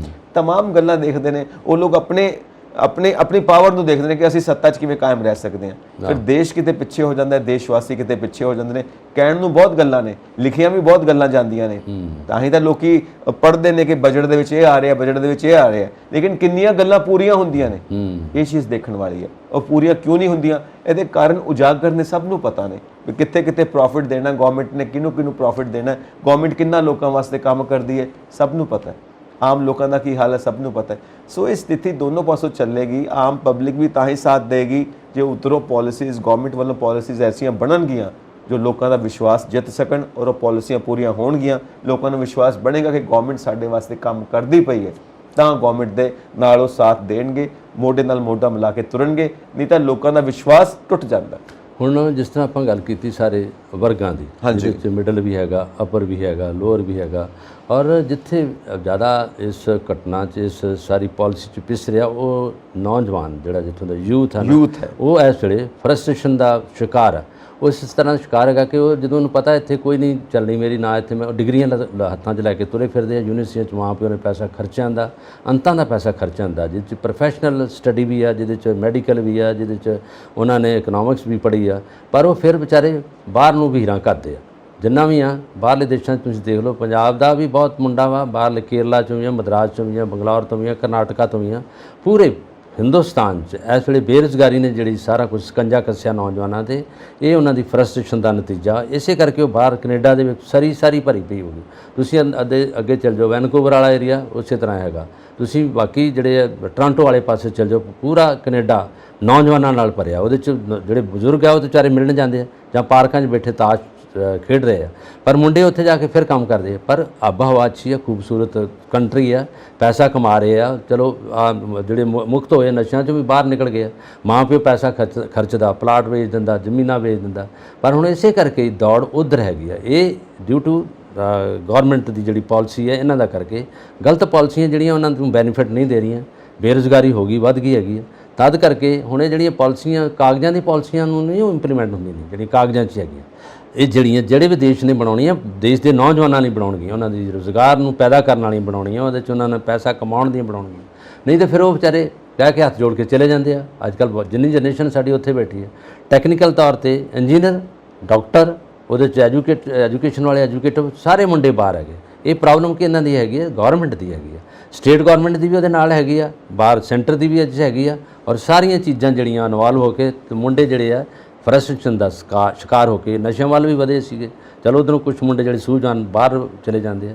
ਇਹ ਵੀ ਬੜਾ ਵੱਡਾ ਇੱਕ ਲਕੂਨਾ ਹੈ, ਬਹੁਤ ਵੱਡੀ ਘਾਟ ਹੈ ਲੋਕਾਂ 'ਚ। ਸੋ ਇਹ ਘਾਟ ਵੀ ਦੂਰ ਹੋਣੀ ਚਾਹੀਦੀ ਹੈ, ਮਾਹੌਲ ਵੀ ਵਧੀਆ ਹੋਣਾ ਚਾਹੀਦਾ ਹੈ। ਹਾਂ, ਤਾਂ ਜਾਂਦੇ ਜਾਂਦੇ ਇੱਕ ਵਾਰ ਫਿਰ ਤੋਂ ਅਸੀਂ ਸਿੱਧੂ ਮੂਸੇਵਾਲੇ ਜੀ ਨੂੰ ਅਸੀਂ ਸ਼ਰਧਾਂਜਲੀ ਦਿੰਦੇ ਹਾਂ ਔਰ ਅਰਦਾਸ ਕਰਦੇ ਹਾਂ ਕਿ ਪੰਜਾਬ ਦਾ ਮਾਹੌਲ ਸੁਖਾਵਾਂ ਹੋਵੇ ਤੇ ਸਭ ਦੀ ਜ਼ਿੰਦਗੀ ਸੁਖਾਵੀਂ ਹੋਵੇ ਤੇ ਵਾਤਾਵਰਣ ਸ਼ਾਂਤ ਹੋਵੇ, ਐਡਮਿਨਿਸਟ੍ਰੇਸ਼ਨ ਠੀਕ ਹੋਵੇ, ਸਭ ਦੀ ਸਿਕਿਉਰਿਟੀ ਹੋਵੇ, ਸਭ ਦੇ ਜਾਨ ਮਾਲ ਦੀ ਰੱਖਿਆ ਹੋਵੇ। ਸੋ ਚਲਿਏ ਜੀ। हाँ जी, इजाज़त मंगिए सारे दोस्तों को। सत श्री अकाल। सत श्री अकाल।